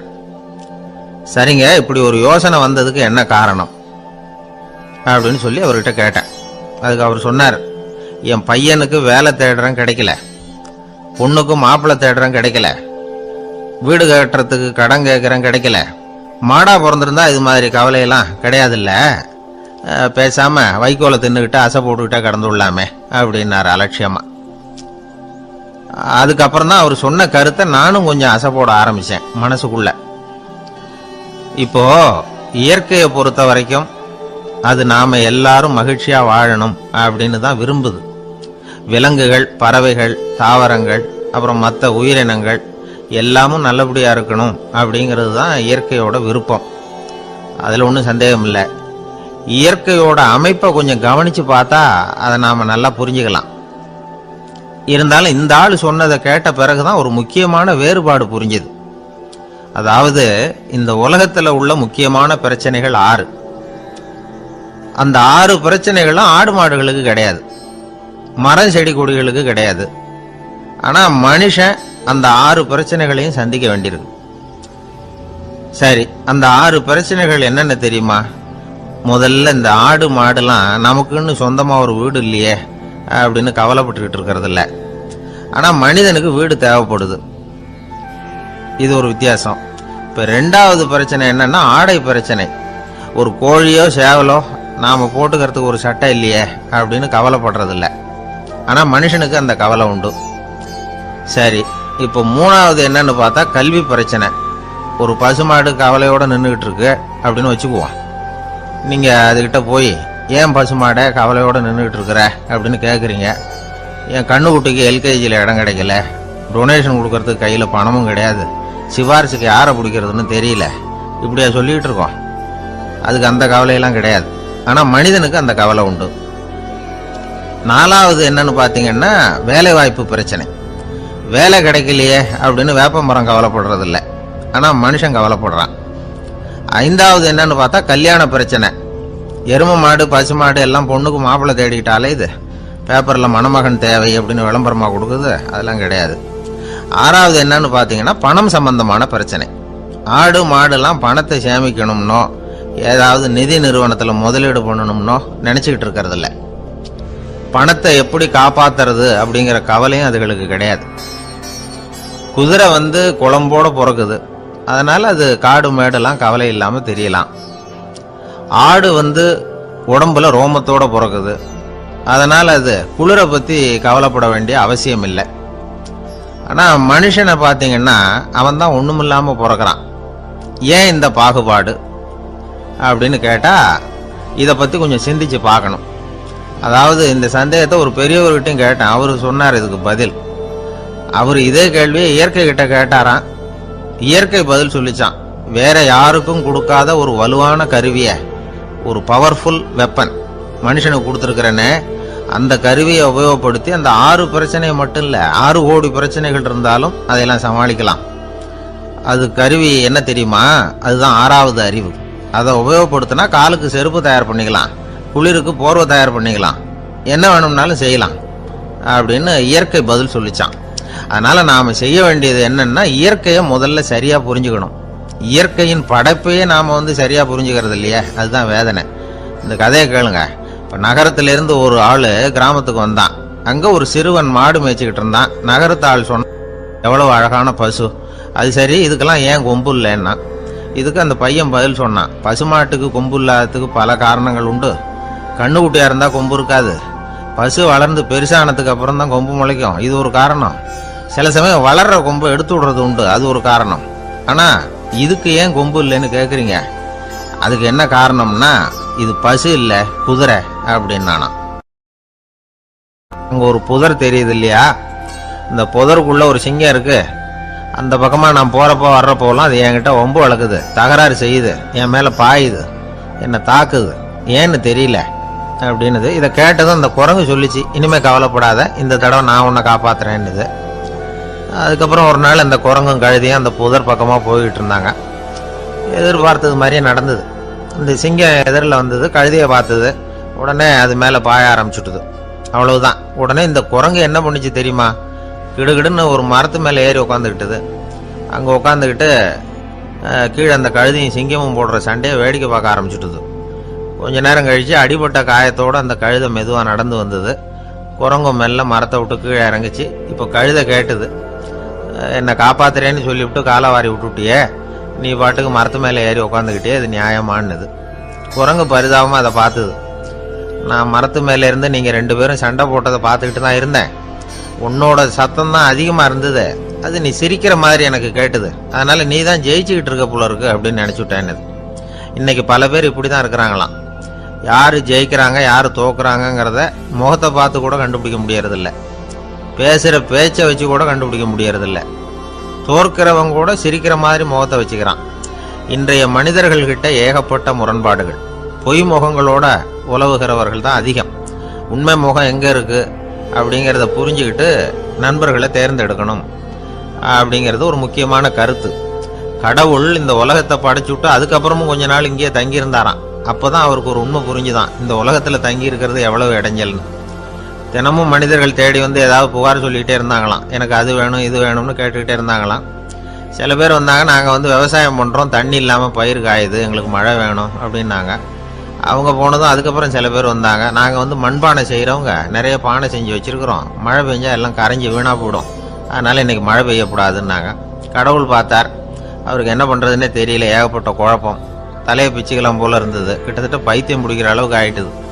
எல்லாருடைய ஆசைகளையும் அவரால் நிறைவேற்ற முடியல, ஏன்னா ஒன்றுக்கு ஒன்று முரண்பாடாக இருந்தது. ஒரு நாள் தன்னுடைய அமைச்சரவையை கூட்டி ஆலோசனை கேட்டார், என்ன செய்யலாம்னு சொல்லுங்கன்னார். இது என்ன பிரமாதம், பேசாமல் இமயமலை அடிவாரத்தில் போய் உட்காந்துங்க, யாரும் தொந்தரவு பண்ண மாட்டாங்கன்னாங்க. அங்கேயும் மனிதர்கள் வர ஆரம்பிச்சுருவாங்களேன்னார் கடவுள். சரி அப்படின்னா சந்திரனில் போயிருந்துக்கலாமேன்னாங்க. அங்கேயும் மனுஷன் குடி வர போகிறான் அப்படின்னார் கடவுள். வெகு தூரத்துக்கு அப்பால் உள்ள நட்சத்திர மண்டலத்துக்கு போயிடலான்னாங்க. இதெல்லாம் நிரந்தர தீர்வாகாது, நிரந்தரமாக இந்த மனிதனுடைய தொல்லையிலிருந்து நான் விடுபடணும், அதுக்கு ஏதாவது வழி சொல்லுங்கன்னார் கடவுள். ஒரு வயசான ஆள் வந்தார், கடவுளுக்கு காதோட காதா ஒரு வழியை சொன்னார். கடவுளுக்கு முகம் மலர்ந்தது, அதுதான் சரி, அப்படியே செஞ்சுடலான்னார். அந்த ஆள் சொன்ன ரகசியம் என்ன தெரியுமா, மனிதனால் அடைய முடியாத ஒரு இடம் இருக்குது, அது வேற எங்கேயும் இல்லை, அவனுக்கு உள்ளே இருக்குது, அங்கே போய் மறைஞ்சுங்க, அதுக்கப்புறம் மனிதர்களால் உங்களுக்கு தொந்தரவு இருக்காதுன்னார். மனிதன் நினைக்காத இடம் அதுதான். அதாவது உள்ளுக்குள்ள இருக்கிற உண்மையை புரிஞ்சுக்காம வெளியில எங்கேயோ அது இருக்கிறதாக நினைச்சு வரட்டிட்டு அலையறான் மனுஷன். உள்ளே இருக்கிற உண்மை புரிஞ்சா நாம தன்னம்பிக்கையோட தலை நிமிர்ந்து வாழலாம். வேடிக்கையா ஒரு கதை சொல்லுவாங்க, இதை பாருங்க, நம்ம பையன் எங்க பணம் வச்சாலும் எடுத்து விடுறான், என்ன பண்றதுன்னாங்க அம்மா. அப்பா கொஞ்ச நேரம் யோசனை பண்ணார், அதுக்கப்புறம் சொன்னார், அவன் கண்ணுல படாத இடமா, நம்ம வீட்டில் இருக்கிறது ஒரே இடம் தான், அங்கே பணத்தை வை திருட்டு போகாதுன்னார். அது எந்த இடம்னு கேட்டாங்க. அதுதான் அவன் பாட புஸ்தகம், அதில் வச்சிரு, அவன் தொடவே மாட்டான், பாட புத்தகத்தை தொடாமல் பரீட்சையில் வெற்றி பெற முடியாது அப்படிங்கிறத புரிஞ்சுக்கணும். உள்ளே இருக்கிற உண்மையை தொடாமல் வாழ்க்கையில் வெற்றி பெற முடியாது. அதனால் உண்மையை புரிஞ்சுக்கிட்டா வாழ்க்கையில் வெற்றி நிச்சயம். கத்தியை தீட்டாதே புத்தியை தீட்டு அப்படின்னு ஒரு பெரியவர் புத்தி சொன்னார். அதை கேட்ட ஒரு இளைஞன், அது எப்படி பெரியவரை புத்தியை தீட்டுறது, கத்தியை தீட்டுன்னு சொன்னால் ஒரு கருங்கல்லில் கத்தியை தேய்க்கலாம், புத்தியை தீட்டுன்னு சொன்னால் எப்படி தலையை கொண்டுட்டு போய் தரையில் தேய்ச்சிக்கிட்டு இருக்க முடியுமா அப்படின்னா. அந்த பெரியவர் உடனே புரிஞ்சுக்கிட்டார், இந்த இளைஞனுக்கு புத்தி கூர்மை கம்மி அப்படிங்கிறத புரிஞ்சுக்கிட்டார். அது சரி, அறிவுக்கும் புத்திசாலித்தனத்துக்கும் என்ன வித்தியாசம், இது ஒரு முக்கியமான கேள்வி. அறிவுன்னா என்ன, புத்திசாலித்தனம்னா என்ன? இதே கேள்வியை சாக்ரட்டிஸ் கிட்ட அவருடைய சீடன் ஒருத்தன் கேட்டானான். ஐயா, அறிவுக்கும் புத்திசாலித்தனத்துக்கும் என்னங்க வித்தியாசம் அப்படின்னு கேட்டிருக்கான். சாக்ரட்டிஸ் நிமிர்ந்து பார்த்துருக்கிறார் அந்த சீடனை. அதுக்கப்புறம் சொன்னாராம், நான் சொல்கிறேன் உன்னுடைய கேள்விக்கு பதில், ஆனால் அதுக்கு முன்னாடி நீ ஒரு காரியம் பண்ணணும்னாரான். என்னங்க செய்யணும் சொல்லுங்கன்னு இருக்கான். அதோ பாரு, ஒரு பெரியவர் உட்காந்துருக்கிறாரு, அவர்கிட்ட போ, இங்கேருந்து பக்கத்தில் இருக்கிற அந்த கிராமத்துக்கு போய் சேர எவ்வளவு நேரம் ஆகும் அப்படின்னு கேட்டுட்டு வா அப்படி சொன்னார் சாக்ரட்டிஸ். சரின்னு சொல்லிவிட்டு இவன் போனான். அந்த பெரியவர் முன்னாடி போய் நின்னான். ஏங்க பெரியவரை, இங்கேருந்து அதோ தெரியுத அந்த கிராமத்துக்கு போய் சேர்றதுக்கு எவ்வளவு நேரம் ஆகும் அப்படின்னு கேட்டான். பெரியவர் நிமிர்ந்து பார்த்தார். ஆனால் பதில் எதுவும் சொல்லலை. இவன் மறுபடியும் ஒரு தடவை அதே கேள்வி அவர்கிட்ட கேட்டான். என்னங்க, நான் கேட்குறது உங்கள் காதில் விழுதா? அந்த கிராமத்துக்கு போய் சேர்றதுக்கு எவ்வளோ நேரம் ஆகும் அப்படின்னு சொல்லி மறுபடியும் கேட்டான். அப்பவும் அவர் பதில் சொல்லலை. உடனே அவன் மனசுக்குள்ளே முடிவு பண்ணிக்கிட்டான். சரி, பெரியவர் ஒரு மாதிரியாக தெரிகிறார், புத்தி சுவாதீனம் சரியில்லாத ஒரு மாதிரி தெரியுது அப்படின்னு நினச்சிக்கிட்டே வந்த வழியிலே திரும்பி வந்துட்டான். கொஞ்சம் தூரம் நடந்திருப்பான். இப்போ அந்த பெரியவர் மறுபடியும் கூப்பிட்டார். இளைஞனே இப்படி வாழ்னார். இவனுக்கு ஒன்றும் புரியல. மறுபடியும் திரும்பி நடந்தான். அவர் முன்னாடி போய் நின்னான். பெரியவர் சொன்னார், தம்பி, இங்கேருந்து அந்த கிராமத்துக்கு போய் சேர்றதுக்கு 5 நிமிஷம் ஆகும் அப்படின்னார். இப்போ அந்த இளைஞன் அந்த முதியவரை ஒரு மாதிரியாக பார்க்க ஆரம்பித்தான். அதுக்கப்புறம் கொஞ்சம் யோசித்தான். பிறகு அவர்கிட்டே கேட்டுட்டான், ஏங்க பெரியவரை, இதே பதிலை அப்போவே என்கிட்ட சொல்லியிருக்கலாமே. என்னை திரும்பி போன்னு சொல்லிவிட்டு பாதி தூரம் போனதுக்கப்புறம் மறுபடியும் கூப்பிட்டு அதுக்கப்புறம் இப்படி சொல்கிறீங்களே, இது நியாயமா அப்படின்னா. பெரியவர் சிரிச்சார். அதுக்கப்புறம் சொன்னார், ஏன்பா, நீ எவ்வளவு வேகமாக நடக்கிறேங்கிறத பார்க்காம நீ கிராமத்துக்கு போய் சேர வேண்டிய நேரத்தை எப்படி என்னால் சொல்ல முடியும்? அதனால தான் உன்னை கொஞ்சம் தூரம் நடக்க விட்டு உன்னுடைய நடையின் வேகம், அந்த கிராமம் இருக்கிற தூரம் ரெண்டையும் கணக்கு போட்டு அதுக்கப்புறம் நேரத்தை சொன்னேன்னார். சீடன் வந்து தலை குனிந்தான். அப்படியே திரும்பி வந்து சாக்ரட்டிஸ் முன்னாடி நின்னான். சாக்ரட்டிஸ் இப்போ சொல்றார், தம்பி, அதுக்கு பேர் தான் புத்திசாலித்தனம். இந்த அறிவு கூர்மை வந்து எல்லா இளைஞர்களுக்கும் வரணும் அப்படிங்கிறதுக்காகத்தான் கத்தியை தீட்டாத புத்தியை தீட்டு அப்படின்னு பெரியவங்கள்லாம் சொல்லிட்டு இருக்கிறாங்க. புத்தியை தீட்டுறவங்கெல்லாம் வாழ்க்கையில் அறிவாளியாராங்க, தீட்டாதவங்க கோமாளியாராங்க. இதுதான் இன்னைக்கு நடக்கிறது. அதனால அறிவு கூர்மைங்கிறது வேற.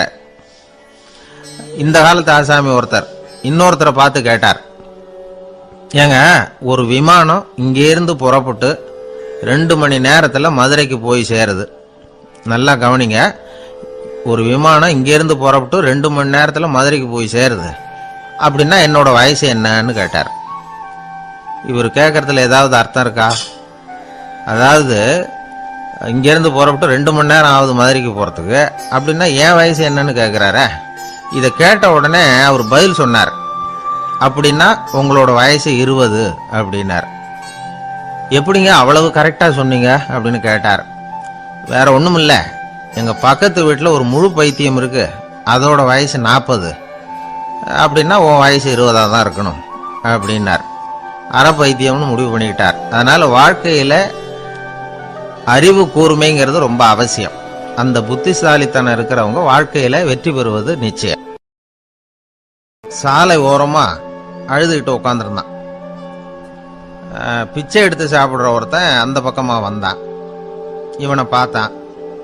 ஏன் அழுதுகிட்டு உட்காந்துருக்கிற, என்னாச்சு உனக்கு அப்படின்னு கேட்டான். அதுக்கு இவன் சொன்னான், என்கிட்ட ஒன்றுமே இல்லை, நான் இந்த உலகத்தில் இருந்து என்ன பிரயோஜனம், அதனால தான் அழுதுகிட்டு இருக்கிறேன் அப்படின்னா. உன்கிட்ட மறைஞ்சிருக்கிற புதையல் என் கண்ணுக்கு நல்லா தெரியுது, அது உனக்கு புரியல, அதனால தான் அழுதுகிட்டு இருக்கிற அப்படின்னா. என்னது, புதையல் இருக்குதா, உன் கண்ணுக்கு தெரியுதா அப்படின்னு கேட்டான். ஆமாம், எனக்கு தெரியுது. அந்த புதையலை நீ விற்கிறதுக்கு தயாராக இருக்கிறியா அப்படின்னு கேட்டான் இவன். இதை கேட்டதும் அந்த இளைஞனுக்கு ரொம்ப ஆச்சரியமாக போச்சு. என்னது இப்படி கேட்குறானே அப்படின்னு. என்கிட்ட ஒரு காசு கூட இல்லையே, அப்படி இருக்கிறப்போ புதையல் எங்கேருந்து வந்தது அப்படின்னா. இந்த நேரத்தில் அந்த பிச்சைக்காரன் சிரிச்சான். இப்படி தான் இந்த உலகத்தில் எல்லாரும் சொல்லிகிட்டு இருக்கிறாங்க, என்கிட்ட ஒன்றுமே இல்லை ஒன்றுமே இல்லைன்னு சொல்லி. ஆனால் அவங்கக்கிட்ட தான் புதையல் இருக்கு. நீ வேணும்னா என் கூட வா, நம்ம நாட்டு அரசர்கிட்ட போவோம், உங்ககிட்ட இருக்கிற புதையலை அவர் நல்ல விலைக்கு எடுத்துக்குவார் அப்படின்னா. அது எப்படி உனக்கு தெரியும்னா, இதுக்கு முன்னாடியும் இது மாதிரி பல பேரை நான் வந்து ராஜா கிட்ட அழைச்சிட்டு போயிருக்கிறேன், அதனால தான் உன்னை பார்த்தேன், உன்னையும் கூப்பிடுறேன். நீ சரின்னு சொன்னால் உன்னை அழைச்சிட்டு போகிறேன், உங்ககிட்ட இருக்கிற புதையலை அவர் நல்ல விலை கொடுத்து எடுத்துக்குவார் அப்படின்னு சொன்னான். இவன் இப்படி சொல்கிறதும் அந்த இளைஞனுக்கு ஒன்றுமே புரியல. இது என்னது இந்த ஆள் இப்படி சொல்லிட்டு இருக்கிறான், நம்மகிட்ட என்ன இருக்குது, அதுவும் இல்லாம இவனே பிச்சை எடுத்து சாப்பிட்டுக்கிட்டு இருக்கிறான், இவன் போய் நம்மளை ராஜா கிட்ட அழைச்சிட்டு போறதா போறேங்கிறானே என்ன அப்படின்னு சொல்லி அவன் யோசனை பண்ணான். என்ன யோசிக்கிற, உனக்கு பணம் வேணும்னா என்னோட வா அப்படின்னா. இளைஞன் ஒரு முடிவுக்கு வந்தான். சரி, இங்கேயே உட்காந்துக்கிட்டு இருக்கிறத விட அங்கேயாவது போய் பார்ப்போமே, இங்கே அழுதுட்டு உட்காந்துருக்கிறதுல என்ன பிரயோஜனம், ஏதோ கூப்பிடுறான் போய் பார்த்துட்டு வருவோமே அப்படின்னு சொல்லி அவன் கூட புறப்பட்டான். பிச்சைக்காரன் முன்னாடி போயிட்டே இருக்கிறான், இந்த இளைஞன் பின்னாடி நடந்து போயிட்டு இருக்கான். 2 பேரும் அரண்மனையை நோக்கி போறாங்க. பாதி வழி போயிருப்பாங்க. வழியில் அந்த பிச்சைக்காரன் சொன்னான், இதை பாரு, முன்னாடியே சில விஷயங்களை நாம் பேசிக்க வேண்டியிருக்கு, சரியாக தெளிவாக முடிவு எடுத்துக்கிட்டு அதுக்கப்புறம் ராஜா கிட்ட போகணும். ஏன்னா அங்கே போய் அது முடியாது இது முடியாதுன்னு நாம் நமக்குள்ளே சண்டை போட்டுக்கிட்டு இருக்க முடியாது. ராஜாவுக்கு விலையை பற்றி கவலையே இல்லை, எவ்வளவு சொன்னாலும் நமக்கு பணம் கிடைச்சிரும். ஆனால் அதுக்கப்புறம் நான் இதை விற்கிறதுக்கு தயாராக இல்லைன்னு சொல்லிடக்கூடாது. அதனால் புதையலை விற்கிறதா இல்லையாங்கிறத இங்கேயே தெளிவாக முடிவு செஞ்சுக்கணும், இல்லைன்னா ராஜா கிட்ட போய் அங்கே போய் குழப்பிட்டு இருக்க முடியாது அப்படின்னு சொன்னான். இளைஞனுக்கு ஒன்றுமே புரியல. என்ன சொல்கிற நீ, என்கிட்டயா புதையலா, எங்கே இருக்குது அப்படின்னு சொல்லி குழம்பி போனான். இப்போ அந்த பிச்சைக்காரன் சொன்னான், இதை பாரு, இப்போ உதாரணத்துக்கு உன்னுடைய கண்களை எடுத்துக்கோ, அதுக்கு நீ என்ன விலை கேட்டுற போற, நான் அதுக்கு ராஜா கிட்ட இருந்து ஒரு 50,000 ரூபா வாங்கி தர முடியும். உன்னுடைய இருதயத்தை கொடுக்குறியா, 20 லட்சம் ரூபா வாங்கி தரேன். மூளையை கொடுக்குறியா, 30 லட்சம் வாங்கி தரேன். என்ன சொல்ற அப்படின்னு சொல்லி இந்த பிச்சைக்காரன் பேசிக்கிட்டே போறான். இளைஞனுக்கு கோபம் வந்துட்டுது. என்ன உளர்ற, உனக்கு என்ன பைத்தியமா, கண்ணையும் மூளையையும் இருதயத்தையுமா விற்பாங்க, என்ன விலை கொடுத்தாலும் அதையெல்லாம் நான் விற்கிறதுக்கு தயாராக இல்லை, நான் விற்க மாட்டேன், அதை கொடுத்துட்டு நான் என்ன பண்ணுறது, இப்படி நான் மட்டும் இல்லை யாருமே இதை விற்கிறதுக்கு தயாராக இருக்க மாட்டாங்க அப்படின்னு சொன்னான் அந்த இளைஞன். இவன் இப்படி சொன்னதும் அந்த பிச்சைக்காரன் வாய் விட்டு சிரிக்க ஆரம்பிச்சுட்டான். இப்போ பைத்தியமானது நானா நீயா, லட்சக்கணக்கான கோடிக்கணக்கான ரூபாய் பொறுமானம் உள்ள பொருள்களை உங்ககிட்டயே வச்சுக்கிட்டு விற்க முடியாதுன்னு சொல்ற நீ தான் ஏழை, என்கிட்ட ஒன்றுமே இல்லைன்னு மரத்தடியில் உட்காந்து அழுதுகிட்டு இருக்கிறியே அப்படின்னு சொன்னான். இன்னைக்கு பார்த்தீங்கன்னா பல பேர் தன்கிட்ட புதைஞ்சிருக்கிற ஆற்றலை புரிஞ்சிக்க முடியாமல் அவதிப்பட்டுக்கிட்டு இருக்கிறாங்க. நம்மக்கிட்ட என்ன இருக்குங்கிறது அவங்களுக்கு தெரியறதில்ல, அதனால தான் என்கிட்ட ஒன்றுமே இல்லைன்னு சொல்லி அழுதுகிட்டு இருக்கிறாங்க. இதை விளங்க வைக்கிறதுக்கு பெரியவங்க சொல்கிற கதை இது.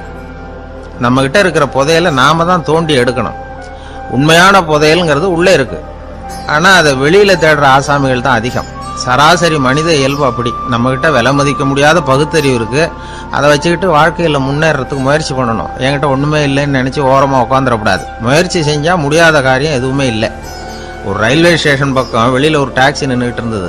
அந்த பக்கமாக அந்த ஒருத்தர் டாக்ஸி டிரைவரை பார்த்து சொன்னார், ஐயா, உங்கள் வண்டியில் பின் சீட்டில் ஒரு மணி பர்ஸு கிடக்கு, யாரோ மறந்து விட்டுட்டு போயிருக்கிறாங்க அப்படின்னாரு. இல்லை இல்லை, அது காலி பர்ஸு தான், நான் தான் அதை அங்கே போட்டு வச்சிருக்கிறேன்னாரு டிரைவர். ஏன்னு கேட்டார் அவர். அதுக்கு டிரைவர் சொன்னார், அதை பார்க்குற யாராவது அதை எடுத்துக்கலாம்ங்கிற ஆசையிலையாவது சவாரிக்கு வருவாங்க, அதுக்காக தான் போட்டு வச்சிருக்கிறேன் அப்படின்னார். ஒரு நண்பர் அவசரமாக என்கிட்ட ஓடி வந்தார். அப்புறம் சொன்னார், என்னால் நம்பவே முடியல சார், என் பையனா இப்படி அப்படின்னு சொல்லி ஆச்சரியப்பட்டார். உங்கள் பையன் அப்படி என்ன தான் செஞ்சுட்டான்னு கேட்டேன். என்னால் முடியாத ஒரு காரியத்தை அவன் சுலபமாக செஞ்சுட்டான் சார் அப்படின்னார். அது என்ன, உங்களால் முடியாத காரியத்தை அவன் செஞ்சுட்டாங்கிறீங்க, அது என்ன காரியம்னு தான் சொல்லுங்களேன். என்ன, 5ஆம் வகுப்பில் அவன் ஒரே தடவையில் பாஸ் ஆகிட்டான் சார், அதாவது ஒரே அட்டம்ப்டில் பாஸ் ஆகிருக்கிறான் அப்படின்னார். மூச்சு வாங்க. கஷ்டப்பட்டு பரீட்சை எழுதினவன் அவன், இவருக்கு மூச்சு வாங்குது. நம்மால் செய்ய முடியாத ஒரு காரியத்தை இன்னொருத்தர் செய்யும் போது அது நமக்கு ஆச்சரியமாக தெரியுது. இப்போ சர்க்கஸ் பார்க்குறோம், அங்கே ஒருத்தர் அந்த இடத்துல தொங்குறார், அதை பார்க்குறப்போ அது நமக்கு ஆச்சரியமாக தெரியுது. ஏன்னா அது மாதிரி அந்த இடத்துல தொங்குறதுங்கிறது நம்மால் முடியாத காரியம். நம்மால் முடியாத ஒன்றை அடுத்த ஒருத்தர் ரொம்ப சுலபமாக செய்கிறப்போ நாம் மருள்வது இயற்கை. இதைத்தான் தொல்காப்பியம் மருட்கை அப்படின்னு சொல்லுது. இந்த வியப்பு இருக்குதே, இது 4 வகையில் ஏற்படுதான். அதையும் தொல்காப்பியம் தான் சொல்லுது. அது என்ன 4 வகை அப்படின்னா, முதல் வகை எப்படின்னா புதுமையான அரிய செயல்களை செய்வது. 2வது வகை என்னன்னா பெரிய செயல்களை செய்யறது. மூணாவது வகை எப்படின்னா மிக நுட்பமான செயல்களை செய்யறது. நாலாவது வகை ஆக்கம் தரும் செயல்களை செய்யறது. புதுமை, பெருமை, சிறுமை, ஆக்கமோடு மதினம் சாலா மருட்கை நான்கே அப்படிங்கிறது தொல்காப்பியம். இன்னைக்கு விஞ்ஞானம் புதுசு புதுசா எதையோ கண்டுபிடிச்சிக்கிட்டு இருக்குது. அந்த கண்டுபிடிப்புகளை எல்லாம் பார்க்கறப்போ ஆரம்பத்துல ஆச்சரியமா இருக்கு, அதுக்கப்புறம் நமக்கு பழகி போடுது. வானொலி பெட்டி புதுசா வந்தப்போ அதை சுற்றி எவ்வளவு கும்பல், ஒரு பெட்டி பேசுது அப்படிங்கிறது எவ்வளவு வியப்புக்குரிய விஷயம். இப்ப யாரும் வானொலி பெட்டியை ரொம்ப ஆச்சரியத்தோட பாக்குறது இல்ல. வச்சிருந்தாதான் ஆச்சரியமா பார்ப்பாங்க சில பேர், இந்த காலத்துல இப்படி வச்சிருக்கிறாரேன்னு சொல்லி. மாறா அதை அலட்சியமாவும் பார்க்க ஆரம்பிச்சுட்டாங்க. மதினம் சாலா மருட்கை அப்படின்னு ஒரு சொற்றொடர் வருது பாருங்க, அதுல கருத்தாழம் உண்டு. எதை பத்தியும் போதுமான அளவு புரிஞ்சிக்காதப்போ ஒருத்தர் ஆச்சரியப்படுறார், புரிஞ்சுகிட்டதுக்கு அப்புறம் ஆச்சரியம் மறைஞ்சு போடுது. மிக நுட்பமான செயல்களும் நம்மளை ஆச்சரியப்பட வைக்குது. ஒரு அரிசியில ஒரு திருக்குறளை எழுதி காட்டுறாங்க, ஒரு முட்டை ஓட்டுக்குள்ள ஓவியம் தீட்டி காட்டுறாங்க. கருங்கல் சிற்பங்கள்ல எவ்வளவு நுட்பமான வேலைப்பாடுகள், அதையெல்லாம் பார்த்து ஆச்சரியப்படுறோம். இது மாதிரியே ஆக்கப்பூர்வமான செயல்களும் நம்மளை வியப்பில் ஆழ்த்தும். குப்பை கூலங்களை கூட வாழ்க்கைக்கு பயன்படுகிற பொருளா மாற்றுகிறவர்கள் இருக்கிறாங்க. அவங்களுடைய செயல் நமக்கு ஆச்சரியத்தை தருது. இடைக்காட்டு சித்தர்னு ஒருத்தர் இருந்தார். அவர் பாடிய மூவடி 30ங்கிற நூல்ல ஒரு பாட்டு வருது. ஆற்றல் பிறர் அறிதலின் ஆகம் கிளர்வு உறுதலின் கற்று அறிபாணர் கெழுமிய கோடலின் தோற்றம் உருகவே போற்றல் சால் வியப்பே. ஒருத்தருடைய ஆற்றல் தெரியாமல் இருந்தது, அவருடைய அரிய செயல்களை பார்க்கும் பொழுது வியப்பா இருந்தது, மனசுக்குள்ள கிளர்ச்சி. பாவலர்கள் இவர்கள் புகழப்பாடி மற்றவர்களும் தெரிந்து கொள்ளுமாறு செய்கிறார்கள். ஆக எல்லா வகையிலுமே மக்கள் தங்களுடைய வாழ்க்கையில முன்னேறுவதற்கு வழிகாட்டுகிற ஒரு மெய்ப்பாடு தான் வியப்புங்கிறது. இன்னைக்கு இளைஞர்கள் இதை நல்லா புரிஞ்சுக்கணும். ஆச்சரியப்படுங்கள், ஆச்சரியப்பட வைப்பீர்கள். இந்த காலத்துல நம்ம எப்படி எல்லாமோ ஆச்சரியப்பட வைக்கிற அதிசய மனிதர்கள் இருக்கிறாங்க. ஒரு ஆளை பிடிச்சி ஜெயிலுக்கு கொண்டுட்டு வந்தாங்க. சிறை அதிகாரி அவனை ரொம்பவும் ஆச்சரியமா பார்த்தார். இவன் கேட்டான், ஏன் சார் அப்படி பாக்குறீங்க, நான் இப்ப இங்க வந்தது உங்களுக்கு ஆச்சரியமா இருக்கா அப்படின்னு கேட்டான். இதுக்கு சிறை அதிகாரி சொன்னார், நீ இப்போ இங்க வந்ததுல எனக்கு ஒன்றும் ஆச்சரியம் இல்லப்பா, ஏற்கனவே நீ இங்கிருந்து விடுதலை ஆகி போய் 6 மாசம் ஆச்சு, இவ்வளவு லேட்டா திரும்பி வர்றியா, அதுதான் எனக்கு ஆச்சரியம் அப்படின்னாராம். இது ஒரு வகையான ஆச்சரியம். ஆனா வாழ்க்கையில வியப்புங்கிறது ஒரு தேவைப்படுகிற மெய்ப்பாடு. ஆச்சரியப்படுவோம், ஆச்சரியப்பட வைப்போம். அப்படி இந்த உண்மையை புரிந்து கொண்டோம்னா நம்ம வாழ்க்கையில வெற்றி நிச்சயம். ஒரு ஊர்ல ஒரு மன்னர் இருந்தாராம். அமைச்சர் அவர்கிட்ட சொன்னாராம், மன்னா நம்ம ராஜ்யத்துல இனிமே லஞ்ச ஊழலே இருக்காதுன்னாராம். ஆஹா, அப்படின்னா ஊழல் பேர் வழிகளை எல்லாம் நாடு கடத்தியாச்சா அப்படின்னு கேட்டிருக்காரு மன்னர். இதுக்கு அவரு, அப்படி இல்லைங்க, இனிமே கொடுக்கறதுக்கு ஜனங்கள் கிட்ட பணமே இல்லை அப்படின்னாராம். நம்பிக்கை இல்லைன்னா இந்த உலகத்துல நாம நடமாடவே முடியாது. அவநம்பிக்கையோட இருந்துகிட்டு இருந்தா என்னைக்கும் அவஸ்தை தான். நாம நம்புறது நடக்குதோ இல்லையோ அது வேற விஷயம். ஆனா எதையும் நம்பிதான் நாம அடி வைக்க வேண்டியிருக்கு. வேற ஒண்ணும் வேணாம், ஒரு லாட்டரி சீட்டு வாங்குறோம், அது எங்க நமக்கு விழ போகுது அப்படிங்கிற அவநம்பிக்கையோடவா வாங்குறோம். பரிசு நமக்கு தான் அப்படிங்கிற நம்பிக்கை உள்ளூர இருக்கிறதுனால தான் அதை வாங்குறோம். இருந்தாலும் முடிவு வேற மாதிரி ஆயிடுது, அதுக்காக மனசு சோர்ந்து போறதில்ல, அடுத்த மாசமும் சீட்டு வாங்குறோம். இந்த நம்பிக்கை தான் மனித வாழ்க்கைக்கு ஆதாரம். ஒரு கடையில போய் டீ சாப்பிடுறீங்க, அந்த டீ நல்ல டீ தானா, அதுல விஷம் கலந்துருக்குமா அப்படிங்கிற சந்தேகம் வந்துட்டுதுன்னு வச்சுங்க. அதுக்கப்புறம் அதை எப்படி நீங்க சாப்பிட முடியும்? நம்பிதான் சாப்பிடணும். ரயில் ஒழுங்கா போய் சேருங்கிற நம்பிக்கை இருக்கிறதுனாலதான் அதுல ஏறி உட்காடுறோம். லெட்டர் ஒழுங்கா போய் சேருங்கிற நம்பிக்கை இருக்கிறதுனாலதான் பெட்டியில போடுறோம். சரி, நம்ம கதையெல்லாம் நம்மளோட இருக்கட்டும். மனித நம்பிக்கை எந்த அளவுக்கு உறுதியாகவும் அறிவுபூர்வமாகவும் இருக்கணுங்கிறதுக்கு அலெக்சாண்டர் வாழ்க்கையில நடந்த ஒரு சம்பவத்தை உதாரணமா சொல்லலாம். இந்த உலகத்தையே ஜெயிக்கணும்னு புறப்பட்டார் அலெக்சாண்டர். ஒரு கட்டத்துல அவர் சிட்னஸ் நதி கரைக்கு சேர்ந்தார். அந்த சமயத்துல அவருக்கு கடுமையான நோய் வந்துட்டுது. அவரு கூடவே வந்திருந்த கிரேக்க வைத்தியர்கள் என்னென்னமோ முயற்சியெல்லாம் பண்ணி பார்த்தாங்க. இருந்தாலும் அலெக்சாண்டருக்கு வந்திருக்கிறது என்ன நோய்ங்கிறது அவங்களால கண்டுபிடிக்க முடியல. ஏன்னா அந்த பகுதியில் உள்ளவங்களுக்கு மட்டுமே அதிகமா வரக்கூடிய ஒரு வினோதமான நோயா இருந்தது அது. ஆனா அவர் இருக்கிற இடம் எதிரியோட இடம், பாரசீக மன்னனோட ஆளுகைக்கு உட்பட்ட இடம். என்ன பண்றது அப்படின்னு எல்லாரும் யோசனை பண்ணாங்க. பாரசீக மன்னனோட அரண்மனையில் இருக்கிற வைத்தியர் வந்தா இந்த நோயை குணப்படுத்தி விடுவார் அப்படின்னு சொன்னாங்க. இருந்தாலும் எதிரியோட நாட்டில் இருக்கிற வைத்தியரை கூப்பிட்டு எப்படி நம்பி வைத்தியம் பார்க்க சொல்றது அப்படின்னு சொல்லி எல்லாரும் தயங்கினாங்க. ஆனா அலெக்சாண்டர் தயங்கல. பரவாயில்ல, அழைச்சிட்டு வாங்கன்னு விட்டார். உடனே அவரை போய் அழைச்சிட்டு வந்துட்டாங்க. அவர் வந்தாரு. அலெக்சாண்டர் உடம்ப பரிசோதனை பண்ணி பார்த்தார். சரி, இதை குணப்படுத்தி விடலாம், பயப்பட வேண்டியது இல்லை. ஆனா இதுக்கு ஒரு மூலிகை ரசம் தயார் பண்ணி கொடுக்கணும். நான் போய் அதை தயார் பண்ணிட்டு 2 நாள்ல திரும்பி வந்துடுறேன் அப்படின்னு சொல்லிட்டு போனார் அந்த வைத்தியர். அதே மாதிரி 2 நாள்ல திரும்பி வந்தார் மூலிகை ரசத்தோட. இதுக்கு இடையில அலெக்சாண்டரோட தளபதிகள்ல ஒருத்தர் ரகசியமா ஒரு எச்சரிக்கை கடிதம் கொடுத்து அனுப்பியிருக்கிறான். அதை வாங்கி என்ன விஷயம்னு பார்த்தார். இப்போ உங்ககிட்ட வந்திருக்கிற எதிரி நாட்டு வைத்தியரை நம்பாதீங்க, அவன் கொண்டுகிட்டு வந்திருக்கிற மூலிகை ரசத்துல விஷம் கலந்துருக்குது அப்படின்னு அதுல எழுதியிருக்கு. அதை பார்த்தார் அலெக்சாண்டர். இருந்தாலும் கொஞ்சம் கூட அலட்டிக்கல. வைத்தியர் கொடுத்த மருந்தை வாங்கி கடகடன்னு குடிச்சுட்டு அதுக்கப்புறம் அந்த கடிதத்தில் இருந்த விஷயத்தை அந்த வைத்தியர்கிட்ட சொன்னார். வைத்தியர் தகைச்சு போயிட்டார். தன் மேல அலெக்சாண்டர் வச்சிருக்கிற நம்பிக்கையை பார்த்து அவருக்கு ரொம்ப வியப்பு. வைத்தியர் உண்மையிலேயே நல்ல மருந்து தான் கொண்டுட்டு வந்து கொடுத்துருக்கிறார், அதுல விஷம்லாம் எதுவும் கலக்கல. அதுக்கப்புறம் அலெக்சாண்டர் அந்த வைத்தியரை பார்த்து சொன்னாராம், நம்பிக்கைங்கிற அச்சாணியை ஆதாரமா வச்சுக்கிட்டு தான் இந்த உலகம் சுத்திக்கிட்டு இருக்குது. எனக்கு எதிரியா இருந்தாலும் பாரசீக மன்னர் ரொம்ப பெரியவர். அப்பேற்பட்ட மன்னருடைய அரண்மனை வைத்தியர் தொழில் நேர்மை இல்லாதவரா இருக்க மாட்டார். அப்படி இருந்தா அவரை அரண்மனை வைத்தியரா வச்சிருக்கவே மாட்டாங்க அப்படின்னு நம்பினேன். என்னுடைய நம்பிக்கை வீண் போகல அப்படின்னாராம். இதுதான் மானுட நம்பிக்கைங்கிறது.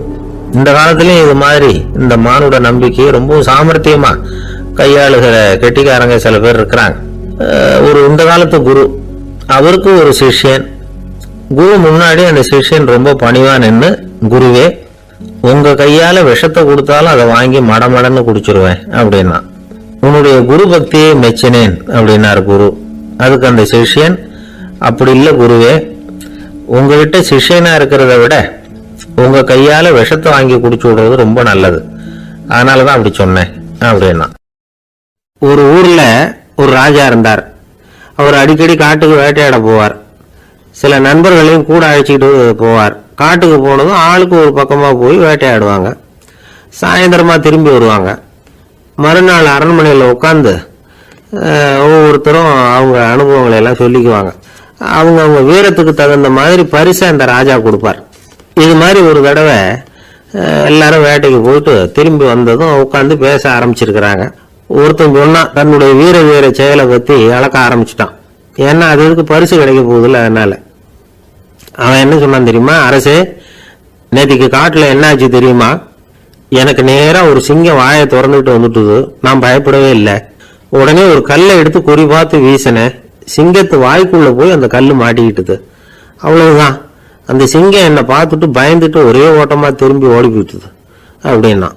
ஆஹா பலே அப்படின்னு எல்லாரும் கை தட்டினாங்க. 2வது ஆள் ஒருத்தன் எழுந்திரிச்சான். அவன் சொல்ல ஆரம்பிச்சான், அரசே, நான் போன வழியில 2 பெரிய மலைப்பாம்பு கிடந்தது. என்னை மூழ்கிறதுக்கு வந்தது. நான் என்ன பண்ணேன் தெரியுமா? அந்த 2 பாம்போட வாலையும் ஒன்னா சேர்த்து முடிச்சு போட்டுட்டேன். அவ்வளவுதான். அது அங்க இழுக்க, இது இங்க இழுக்க, முடிச்சு நல்லா எரிய போட்டுது அப்படின்றான். ஆஹா அற்புதம்னு சொல்லி எல்லாரும் கை தட்டினாங்களாம். அடுத்தபடியா 3வது ஆள் ஒருத்தன் வந்தான். அவன் சொல்ல ஆரம்பிச்சான், மன்னா, நான் போன பாதையில குறுக்க ஒரு ஆறு, அதுல இறங்கி குளிச்சேன். யாரோ காலை பிடிச்சி இழுக்கிறது மாதிரி இருந்தது. திரும்பி பார்த்தா ஒரு பெரிய முதலை. நான் உடனே அப்படியே ஒரு துள்ளல் துள்ளி அது முதுகில போய் உட்காந்துக்கிட்டேன். அதை அப்படியே கரைக்கு நீந்த வச்சேன். கரைக்கு வந்து சேர்ந்ததும் அப்படியே ஒரே துள்ளி குதிச்சு கரைக்கு வந்துட்டேன் அப்படின்றான். அவன் தன்னுடைய வீரத்தை அப்படி சொல்லியிருக்கான். அடடா எப்பேற்பட்ட வீரம் அப்படின்னு எல்லாரும் கை தட்டினாங்களாம். 4வது ஆள் எழுந்திரிச்சான். மன்னா, நான் போன இடத்துல ஒரு கரடி என்னை துரத்த ஆரம்பிச்சுட்டுது. நான் ஒரு மலை உச்சிக்கு வந்துட்டேன். அதுக்கப்புறம் ஒரு அடி எடுத்து வச்சாலும் அதில் பாதாளத்தில் விழ வேண்டியதுதான். அந்த நேரம் பார்த்து ஒரு பெரிய ராட்சச கழுகு அந்த பக்கமா பறந்து வந்தது. நான் உடனே அப்படியே உயர எழும்பி அந்த கழுகோட காலை பிடிச்சிக்கிட்டேன். அப்படியே தொங்கிக்கிட்டே வந்தேன். ஒரு நல்ல இடம் வந்ததும் தொப்புன்னு கீழே குதிச்சு நடந்து வந்துட்டேன். இதுக்கும் எல்லாரும் கை தட்டுறாங்க. கடைசியா ஒரு ஆள் எழுந்திரிச்சான். அரசே, நான் போன வழியில ஒரு பெரிய யானை குறுக்க வந்தது. பயங்கரமா சத்தம் போட்டுக்கிட்டே வந்தது. நான் பயந்து ஓடல. உடனே என்ன பண்ண தெரியுமா, அந்த யானையோட வாலை பிடிச்சி தூக்கினேன், தலைக்கு மேல தூக்கி கர கர கர கரன்னு சுத்தினேன், வேகமா சுத்தி வீசி எறிஞ்ச, அவ்வளவுதான். அதே ஸ்பீட்ல அந்த யானை மேல போக ஆரம்பிச்சுட்டுது. இன்னும் கூட அது போய்கிட்டே தான் இருக்கு, கீழே விழவே இல்லைன்னா. இதை கேட்டதும் ராஜாவுக்கு கோபம் வந்துட்டுது. என்ன முட்டாள்னு நினைச்சுக்கிட்டு பேசுறியா? யானையை நீ வாழை பிடிச்சி தூக்குன, அதை நான் நம்பணுமா அப்படின்னார். உடனே இவன் பணிவா பதில் சொன்னான். அரசே, ஒரு சிங்கத்து வாயில கல்லு மாட்டிக்கிட்டதை நம்புறீங்க, மலைப்பாம்பு வாழை பிடிச்சி முடிச்சு போட்டதை நம்புறீங்க, முதல்ல முதுகுல சவாரி பண்ணதையும் நம்புறீங்க, கழுகு காலை பிடிச்சிக்கிட்டு பறக்கிறதையும் நம்புறீங்க. அப்படி நம்புறப்ப நான் சொன்னதை மட்டும் நம்பக்கூடாதா அப்படின்னு கேட்டானான். பொய் சொன்னவங்க எல்லாம் தலையை தொங்க போட்டுக்கிட்டாங்களாம். ராஜா அவங்கள பார்த்து சொன்னாராம், நீங்க எல்லாரும் என்ன முட்டாளாக்கி இருக்கிறீங்க. கடைசியா பேசின இவன் தான் எனக்கு உண்மை எது பொய் எதுங்கிறத புரிய வச்சிருக்கிறான். இவன் தான் உண்மையான தைரியசாலி அப்படின்னு சொல்லி அவனுக்கே பரிசெல்லாம் கொடுத்து பாராட்டினாராம். இப்படி ஒரு கதை. உண்மையை நிலைநாட்டுகிறவன் தான் உண்மையான வீரன் அப்படிங்கறத இதுல இருந்து நாம புரிஞ்சுக்கணும். இந்த காலத்துல எல்லாம் பொய் சொன்னாதான் பிழைக்க முடியுங்கிறது ஒரு சில பேரோட நம்பிக்கை. ஒரு அப்பாவுக்கு தன் மகனுக்கு பொய் சொல்ல தெரியலையேங்கிற கவலை. பொய் சொன்னாதான் இந்த உலகத்துல பிழைக்கலாம், ஆனா இவனுக்கு அது தெரியலையே, அதனால இவனை அழைச்சிட்டு போய் நடுக்கடல்ல விட்டுட்டு வந்துருவோம் அப்படின்னு அழைச்சிட்டு புறப்பட்டான். கடற்கரைக்கு போனான். மகனுக்கு சந்தேகம், எங்கப்பா என்ன அழைச்சிட்டு போறேன்னு கேட்டிருக்கான். கடல்ல மீன் பிடிக்க கத்து கொடுக்க போறேன் உனக்கு அப்படின்னு. நான் ஏற்கனவே மீன் பிடிச்சிட்டேனே நானா இவன் மகன். எங்க அதுன்னு கேட்டிருக்கான். அப்பங்காரன். சுட்டு சாப்பிட்டுட்டேன் இருக்கான் புள்ள. அப்பங்காரன் பார்த்தான், சரி நம்ம புள்ள பொழைச்சிக்கோ அப்படின்னு சொல்லி திருப்பி அழைச்சிட்டு வந்துட்டானா. நடந்து போயிட்டு இருந்தார். அவர் தோளில் ஒரு பெரிய துணி மூட்டை, அதை சுமந்துக்கிட்டு கடத்தெருவை நோக்கி அவர் போய்கிட்டு இருக்கிறார். வழியில அவரை சந்திச்சார் உமர். அவர் கேட்டார், கலீஃபா அவர்களே, எங்க புறப்பட்டுட்டீங்க அப்படின்னு கேட்டார். கலீஃபான்னா ஆட்சி தலைவர்னு அர்த்தம். இதுக்கு அவர் சொன்னார், நான் துணி வணிகம் செய்யறவன், அதனால துணி வியாபாரம் செய்யறதுக்காக போயிட்டு இருக்கிறேன்னார். நீங்க இப்போ இந்த நாட்டுக்கு ஆட்சி தலைவர், ஆட்சி பொறுப்புல இருக்கிறீங்க, நீங்க வியாபாரம் செய்ய போட்டா அரசு பணிகளை செய்யறது யாரு அப்படின்னு கேட்டார் அவர். நான் அரசு பணிகளை மட்டுமே செஞ்சுக்கிட்டு இருந்தா என் குடும்பத்தை காப்பாத்துறது யாரு அப்படின்னு கேட்டார் அவர். இப்படி கேட்டவர் யார் தெரியுமா? அவர் தான் அபூபக்கர், இறை தூதர் முகமது அவர்களுக்கு பிறகு கலீஃபாவாக தேர்ந்தெடுக்கப்பட்டவர். அப்போலாம் ஆட்சி தலைவர்களுக்கு சம்பளம்னு எதுவும் கிடையாது. இந்த பிரச்சனையை எப்படி தீர்க்கிறதுன்னு யோசனை பண்ணார் உமர். அபு உபைதா அவர்கள்கிட்ட அழைச்சிட்டு போனார். அவர் யாருன்னா, அவர் தான் பொது நிதி கருவூலத்தின் பொறுப்பாளர். அவர்கிட்ட பிரச்சனையை சொன்னார். இது மாதிரி ஆட்சி தலைவருக்கு பொது நிதியிலிருந்து ஊதியம் அளிக்க முடியுமான்னு கேட்டார். பொது நிதி விதிகளின்படி அதுக்கு சாத்தியம் இல்லைன்னு சொல்லிவிட்டாரு அவரு. சரி, வேற ஏதாவது வழி இருக்குதான்னு கேட்டார் உமர். அபு உபைதா கொஞ்சம் யோசனை பண்ணி பார்த்தார். அப்புறமா சொன்னார், மக்காவில இருந்து மதீனாவுக்கு குடிபெயர்ந்து வந்த அகதிகளுக்கு நிதி உதவி அளிக்கிறதுக்கு விதிகள்ல இடம் இருக்கு. அப்படி பார்த்தா அபூபக்கரும் அகதி தானே, அதனால எல்லா அகதிகளுக்கும் கொடுக்கறது மாதிரியே அவருக்கும் ஒரு தொகை அளிக்கலாம்னார். கலீஃபா அபூபக்கருக்கு இந்த அகதி உதவி தொகையைத்தான் கொடுத்துட்டு வந்தாங்களாம். குடும்ப செலவுக்கு அது போதுமானதா இல்ல. இருந்தாலும் கலீஃபாங்கிறதுக்காக மற்ற அகதிகளை விட அதிகமா தொகையை பெற அவர் விரும்பல. மார்பு பக்கம் கிழிஞ்சிருந்த ஒரு மேலாடையை தான் அவர் அணிஞ்சிருந்தார். அவருடைய துணைவியார் அஸ்மா, அவங்க ஒரு நாள் தேன் அருந்த ஆசையா இருக்குன்னாங்களாம். நமக்கு கிடைக்கிற ஊதியம் குடும்ப செலவுக்கே போதுமானதா இல்லையே, இந்த நிலையில தேன் வாங்கறதுக்கு காசுக்கு நான் எங்க போவேன்னு இருக்காரு அவரு. கொஞ்ச நாள் கழிச்சு அவங்க ஒரு தொகையை அவர்கிட்ட கொடுத்து தேன் வாங்கிட்டு வர சொன்னாங்களாம். இவருக்கு ஆச்சரியம், ஏது இந்த பணம்னு கேட்டிருக்காரு. நீங்க தினமும் குடும்ப செலவுக்காக கொடுத்துக்கிட்டு வந்த பணத்துல கொஞ்சம் கொஞ்சமா மிச்சப்படுத்தி வச்சேன்னாங்களாம். அபூபக்கர் அந்த பணத்தை எடுத்துக்கிட்டு நேரா பொது நிதி கருவூல பொறுப்பாளர்கிட்ட போனார். இந்த பணத்தை பொது நிதியில சேர்த்துருங்க, இது அதிகப்படியா எனக்கு தரப்பட்டு வந்த ஊதியம், அடுத்த மாசத்துல இருந்து இந்த தொகையை குறைச்சிங்கன்னு வேற சொல்லிவிட்டாராம். பசியை தணிக்க தேவையான அளவு உணவு, ஒரு ஜோடி உடை, இதை தவிர கூடுதலா மக்கள் பொது நிதியிலிருந்து வாங்கிக்கிறதுக்கு என் குடும்பத்தாருக்கு உரிமை இல்லை அப்படின்னு சொல்லி கண்டிப்பா சொல்லிவிட்டாராம். அவர் வாங்கிட்டு வந்த இந்த குறைந்த ஊதியம் கூட அவர் மனசை உறுத்திக்கிட்டே இருந்தது. கடைசி நேரம் அவர் தம்முடைய மகள் ஆயிஷா அவர்கள் அழைச்சார். மகளே, இதுவரைக்கும் பொது நிதியிலிருந்து நான் வாங்கிட்டு வந்த தொகை என்னுடைய இதயத்துல பாரமா அழுத்திக்கிட்டு இருக்கு. என் தோட்டத்தை வித்து அதுல வர்ற பணத்திலிருந்து நான் இதுவரைக்கும் வாங்கிட்டு வந்த ஊதிய தொகையை கணக்கு போட்டு பொது நிதியில சேர்த்து விடு அப்படின்னாராம். பதவி ஏற்கிறதுக்கு முன்னாடி தன்கிட்ட இருந்ததை விட இப்ப கூடுதலா என்ன சொத்து இருக்குன்னு பார்த்திருக்கார். ஒரு ஒட்டகம், ஒரு கோப்பை, ஒரு பணியாள், இதையும் அடுத்தபடியா கலீஃபாவா வர்றவர்கிட்ட ஒப்படைச்சிருங்க அப்படின்னு விட்டாராம்.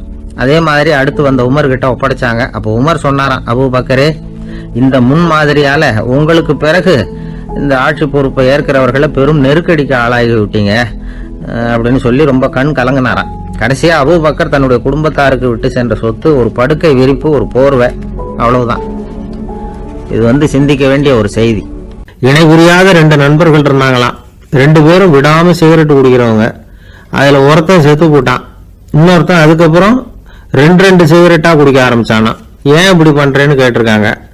நான் ஒரு சிகரெட்டு தான் குடிக்கிறேன், செத்து போன என்னுடைய ஃப்ரெண்ட் இருக்கானே, செத்து போனவன், அவனுக்காக இன்னொரு சிகரெட்டு குடிக்கிறேன் அப்படின்னு நானா. இது ரொம்ப ஆபத்து, விட்டுடு அப்படின்னு சொல்லியிருக்காங்க. சரின்னு ஒத்துக்கிட்டான். ஆனா அதுக்கப்புறமும் ஒரு சிகரெட் வேகமா குடிச்சுக்கிட்டே இருந்தான். சிகரெட் பழக்கத்தை நீ இன்னும் விடலையான்னு கேட்டாங்களாம். அந்த பழக்கத்தை நான் எப்போ விட்டுட்டேன், இப்ப நான் குடிக்கிறது என் ஃப்ரெண்டுக்காக அப்படின்னு நானா. இவங்கெல்லாம் எப்படி திருந்துறது? ஒரு பள்ளிக்கூடம் வகுப்பு நடந்துகிட்டு இருக்கு. ஆசிரியர் பாடம் நடத்திக்கிட்டு இருக்கிறார். நடத்தி முடிச்ச உடனே கேட்டார், மாணவர்களே, இதுவரைக்கும் நான் நடத்தின பாடத்துல உங்களுக்கு ஏதாவது சந்தேகம் இருக்கா அப்படின்னு கேட்டார். அப்புறம் ஒவ்வொருத்தரா கேட்டார். ஒரு மாணவன் எழுந்திருச்சான்.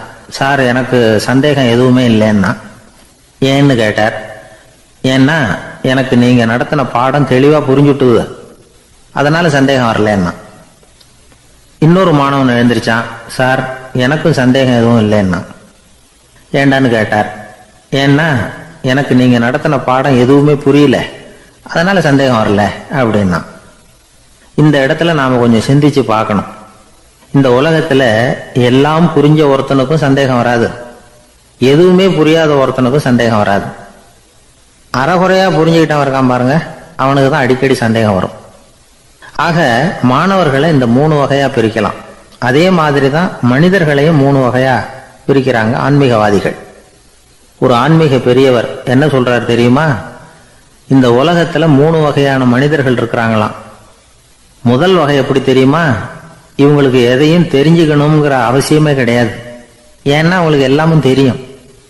இவங்க ஞானத்தின் முழு வடிவா இருக்கிற காரணத்தினால அவங்களுக்கு எந்த சந்தேகமும் இல்லை, எந்த கேள்விகளும் கிடையாது. இந்த நிலையில இருக்கிறவன் கிருஷ்ணன். எல்லாத்துக்கும் விட தெரிஞ்சுக்கிட்ட நிலையில அவன் விடையாக மாறிவிட்டான் அப்படின்னு சொல்லுவாங்க. 2வது நிலையில இருக்கிறவன் அர்ஜுனன். இவனுக்கு எப்ப பார்த்தாலும் கேள்விதான், சந்தேகம்தான். பதில் சொல்ல சொல்ல அவனுக்கு இருக்கிற சந்தேகமும் அதிகமாகிட்டே இருக்கும், குறையவே குறையாது. அர்ஜுனன் மாதிரி உள்ளவங்க எப்பவும் கேள்வி கேட்டுக்கிட்டே இருப்பாங்க. ஒரு கேள்விக்கு விட கிடைச்சுட்டுன்னு வைங்க, உடனே இன்னொரு கேள்வி அவங்க கிட்ட இருந்து வரும். கிருஷ்ணனுடைய நிலை எப்படின்னா அது கேள்விகளே அற்ற ஒரு நிலை. அர்ஜுனனுடைய நிலை எப்படின்னா அது கேள்விகளை தவிர வேறு எதுவும் அற்ற ஒரு நிலை. இவங்களை தவிர இன்னொரு ஆள் இருக்கிறான், அவனுக்கும் கேள்விகள் அற்ற ஒரு நிலை தான். அவன் யாருன்னா துரியோதனன். இவனுக்கு தெரிஞ்சுக்கணுங்கிற எண்ணமே சுத்தமா கிடையாது. ஆவலே இல்லைங்கிறதுனால அதை புரிஞ்சுக்கணுங்கிற அவசியமும் இல்லை. அதனால அவனுக்கு கேள்விகள் அற்ற ஒரு நிலையில அவன் இருந்துகிட்டு இருக்கிறான். எல்லா பதிலும் தெரிந்து கொண்ட நிலையில கிருஷ்ணனும் கேள்விகள் அற்ற நிலையில இருக்கிறான். தெரிஞ்சுக்கணுங்கிற ஆவலே இல்லாத துரியோதனனும் கேள்விகள் அற்ற நிலையிலே இருக்கிறான். இப்படியும் இல்லாம அப்படியும் இல்லாம 2ம் கெட்ட நிலையில இருக்கிறானே, அவன் தான் அர்ஜுனன். அதனால பெரியவங்கள்லாம் என்ன சொல்றாங்கன்னா, இந்த உலகத்துல அர்ஜுனன்களா இருக்கிறவங்க ஒண்ணு துரியோதனனா மாறிடணும், இல்லைன்னா கிருஷ்ணனா மாறிடணும். இதை தவிர வேற வாய்ப்பு இல்லை. துரியோதனன் மாதிரி உள்ளது விலங்கு நிலை, கிருஷ்ணன் மாதிரி உள்ளது தெய்வ நிலை. அர்ஜுனன் விலங்காவும் ஆக முடியல, தெய்வமாவும் ஆக முடியல. இப்படி 2ம் கெட்டானா இருக்கிற வரைக்கும் இந்த கேள்விகளும் பிரச்சனைகளும் இருந்துகிட்டே தான் இருக்கும். இதுதான் பெரியவர்கள் சொல்லுகிற அனுபவ உண்மை. ஒரு ஆசிரியர் ரொம்பவும் விரிவா விளக்கமா பாடம் நடத்தின பிறகு, மாணவர்களே ஏதாவது சந்தேகம் இருந்தா கேளுங்கன்னாராம். ஒரு மாணவன் எழுந்திருச்சான். சார், எனக்கு ஒரு சந்தேகம்னா. என்னன்னு கேட்டார். இது வரைக்கும் என்ன பாடம் சார் நடத்தினீங்க அப்படின்னா அந்த பையன். ஒரு நண்பர் யாருக்கோ ஃபோன் பண்ணிட்டு இருந்தார். அவர் பேசி முடிச்சதும் நான் அவரை பார்த்து, இப்போ ஃபோன் பண்ணீங்களே, அந்த ஃபோன் நம்பர் என்ன அப்படின்னு கேட்டேன். அவர் தலையை சொரிஞ்சுக்கிட்டார், ஞாபகம் வரலன்னார். சரி சார், அதை விடுங்க, உங்க மனைவி பேர் என்ன அப்படின்னு கேட்டேன். மாலதின்னார். என்ன சார் இது வேடிக்கை, கொஞ்ச நேரத்துக்கு முன்னாடி பேசின ஃபோன் நம்பர் வந்து மறந்து போச்சு. எப்போவோ கல்யாணம் பண்ணிக்கிட்ட மனைவி பேர் மறக்கல, அதை கரெக்டாக சொல்லிவிட்டீங்களே அப்படின்னு கேட்டேன். அவர் என்ன ஒரு மாதிரியாக பார்த்தார். அவர் அப்படி என்னை பார்த்ததில் ஒன்றும் தப்பு இல்லை, ஏன்னா நாம் எல்லாருமே அப்படித்தானே. ஒரு குறிப்பிட்ட காரியத்துக்காக தொலைபேசியில் ஒருத்தட்ட பேசுகிறோம், அதுக்கப்புறம் அந்த எண் வந்து நமக்கு அனாவசியம், அதனால் மறந்துடுறோம். இதுக்கு பேர் தான் தற்காலிக ஞாபகம். ஆனால் மனைவி பேரை வந்து மறந்துட முடியுமா? முடியாது. அது வந்து அவசியமான ஒன்று. அடிக்கடி அந்த பேரை வந்து உபயோகப்படுத்துகிறோம், அதனாலேயே அது வந்து முக்கியங்கிறதுனாலேயே அதை மறக்கிறது இல்லை. இதுக்கு பேர் நிரந்தர ஞாபகம். சரி, இந்த தற்காலிக ஞாபகம், நிரந்தர ஞாபகம், இது ரெண்டு ஞாபக அளவுகளையும் கட்டுப்படுத்துறது எது அப்படின்னா மூளைக்குள்ள நடக்கிற மின்சார நடவடிக்கைகள் தான். தற்காலிக ஞாபகம் ஒரு மின்னல் மாதிரி தோன்றி மறையுது. நிரந்தர ஞாபகம் ஒரு படிவம் போல மூளையில படிஞ்சுடுது. ஒரு சம்பவத்தின் பல பிரதிகள் மூளையில பல்வேறு பகுதிகளிலேயும் படிகிறதுனால ஒன்று மறைஞ்சாலும் மறந்தாலும் இன்னொன்று மறையறதில்லை. இப்படிப்பட்ட நிலைமையில தான் இந்த தொண்டையில இருக்கு, வாயில வரமாட்டேங்குது சார் அப்படிமா. ஒருத்தருக்கு எந்த துறையில ஆர்வமும் ஈடுபாடும் அதிகமோ அது சம்பந்தமான ஞாபக சக்தி அதிகமா இருக்கும். தொழிலை விரும்புகிற ஒரு டெலிஃபோன் ஆபரேட்டருக்கு எண்கள்லாம் நல்ல ஞாபகம் இருக்கும். அது மாதிரி கவிஞர்களுக்கு வார்த்தைகள் நல்ல ஞாபகத்தில் இருக்கும். இது ஒரு பக்கம் இருந்தாலும் ஒரு மூளை வந்து எண்களை விட எழுத்துக்களை விட படங்களை ரொம்ப சுலபமா ஞாபகத்தில் வச்சுக்குது. புரிஞ்சுக்கிற தன்மை, அனுபவம், புத்தி கூர்மை இது கூடி குறையிறத பொறுத்து ஞாபக சக்தியும் ஏறும் இறங்கும். இப்போ உதாரணத்துக்கு ஒரு பையனுக்கு படித்தது எதுவும் ஞாபகத்தில் இல்லைன்னா அவன் அதை சரியாக புரிஞ்சுக்கலன்னு அர்த்தம். இந்த மறதிங்கிறது எந்த சமயத்தில் ஒரு பிரச்சனை ஆகுது தெரியுமா? உங்களுக்கு வேண்டியப்பட்ட ஒருத்தரை ஞாயிற்றுக்கிழமை சாயந்தரம் சரியாக 5 மணிக்கு கடற்கரைக்கு வர சொல்லிவிட்டு அந்த நேரத்தை மறந்துவிட்டா அது பரவாயில்ல, வர சொன்னதையே மறந்துவிட்டாதான் நிலைமை மோசம்னு அர்த்தம். இப்படி இருந்தால் இது வந்து சிகிச்சை எடுத்துக்க வேண்டிய நிலைமைங்கிறத புரிஞ்சுக்கணும். ஆமாம், இதுக்கும் மருந்து இருக்கு. ஆனால் மூளை வந்து குறிப்பிட்ட அளவுக்கும் கீழே இயங்குறப்போவோ இன்னொன்று சொல்லுவாங்க, இந்த நியூரோ டிரான்ஸ்மிட்டர் அப்படின்னு சொல்லுவாங்க. அப்படிங்கிற மூளை ரசாயனம் ரொம்பவும் குறைஞ்சி போகிறப்போ மட்டும்தான் உபயோகப்படும். டாக்டர் என்ன சொல்கிறாங்க தெரியுமா? மூளையை பொறுத்த வரைக்கும் அதில் ஞாபக சக்தி அதிகமாக உள்ள மூளை, மறதி உள்ள மூளை அப்படின்னு ஒன்றும் கிடையாது அப்படிங்கிறாங்க. நினைவு வச்சுக்கிறதுக்கு பயிற்சி அளிக்கப்பட்ட மூளை, பயிற்சியற்ற மூளை அப்படின்னு வேணும்னா சொல்லலாம் அப்படின்னு சொல்கிறாங்க. அதனால நம்ம ஞாபக சக்திங்கிறது நம்ம கிட்ட இருக்கிற பயிற்சி, முயற்சி இதை பொறுத்து தான் அமையும். ஒருத்தர் ஒரு பென்சிலை எங்கேயோ வச்சுக்கிட்டு தேடிக்கிட்டு இருந்தார். அப்புறம் என்னமோ தீவிரமா யோசனை பண்ணி அதை ஞாபகப்படுத்தி பார்த்துக்கிட்டு இருந்தாராம். எதிரில் உட்காந்துருந்தவர் சொன்னார், பென்சிலை தானே தேடிக்கிட்டு இருக்கீங்க, அது உங்க வலது காதில் இருக்குது சார் அப்படின்னாராம் அவரு. இதுக்கு அவரு சொல்லியிருக்காரு, பென்சிலை வந்து வலது காதில் தான் வச்சிருக்கேங்கிறது எனக்கு நல்லா ஞாபகம் இருக்கு, ஆனா எது வலது காதுங்கிறது தான் மறந்து போச்சு அப்படின்னாராம். அவர் அதை தான் யோசிச்சுட்டு இருந்திருக்கிறார். துஷ்டரை கண்டால் தூர விலகு, இப்படி ஒரு பழமொழி உண்டு. எதுக்காக இப்படி சொல்லி வச்சாங்க? துஷ்டன் ஏதாவது தொந்தரவு கொடுப்பான், அதனால அவனை கண்டா பயந்துகிட்டு ஓடி ஒளிஞ்சுக்கோ அப்படின்னா இதுக்கு அர்த்தம் அப்படி இல்லை. ஒரு துஷ்டன் கிட்ட நெருங்கி போறோம்னு வச்சுக்கோங்க, அவன் நமக்கு கெடுதலான ஆலோசனைகள் எதையும் சொல்லலாம், அல்லது அவன் தீய உணர்வுகள் உள்ளவனா இருக்கலாம், அல்லது தீய செயல்கள் செய்யக்கூடியவனா இருக்கலாம், அல்லது தீய நட்புனால அவன் ஏற்கனவே கெட்டு போனவனா கூட இருக்கலாம். இப்படிப்பட்டவனை நெருங்கி போனா அவனோட பாதிப்பு நமக்கும் வந்துடும். அதனால விலகி போ அப்படின்னு சொல்றாங்க. இதையே கொஞ்சம் விவரமா இப்ப பார்ப்போமே. இப்ப இந்த துஷ்டர்களை வந்து 4 வகையா பிரிக்கிறாங்க. இந்த 4 வகைக்கும் உதாரணம் வேணும்னா வேற எங்கேயும் போக வேண்டியதில்லை, மகாபாரதத்தை பார்த்தாவே போதும். அதுல இந்த 4 வகையான தீயோரும் வர்றாங்க. முதல் வகைக்கு உதாரணம் சகுனி. இவன் மனசுல எப்பவும் தீய எண்ணங்கள் தான் நிறைஞ்சிருக்கும், கனவுல கூட தீய ஆலோசனைகள். யாராவது ஒருத்தர் நல்லபடியா வாழ்ந்தா அதை இவனால சகிச்சிக்க முடியாது.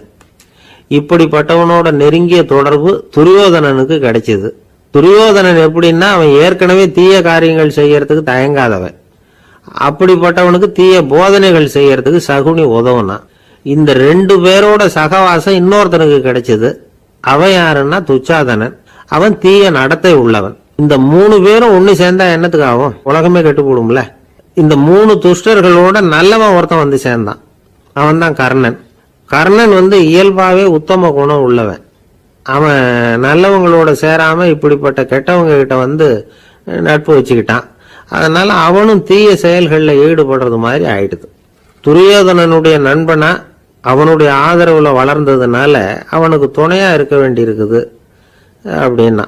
நட்பு உரிமையினால உதவி புரிய வேண்டியது சரிதான், அது தப்புன்னு சொல்ல முடியாது. இருந்தாலும் தீய செயல்களுக்கு உதவி செய்யறது சரியில்லை. புத்தி பலம் புஜ பலம் எல்லாம் இருந்தா கூட தெய்வ பலம் இல்லைன்னா ஜெயிக்க முடியாது. கர்ணன் மகா வீரன், இருந்தாலும் கடைசியில் அவன் கதி என்னாச்சு?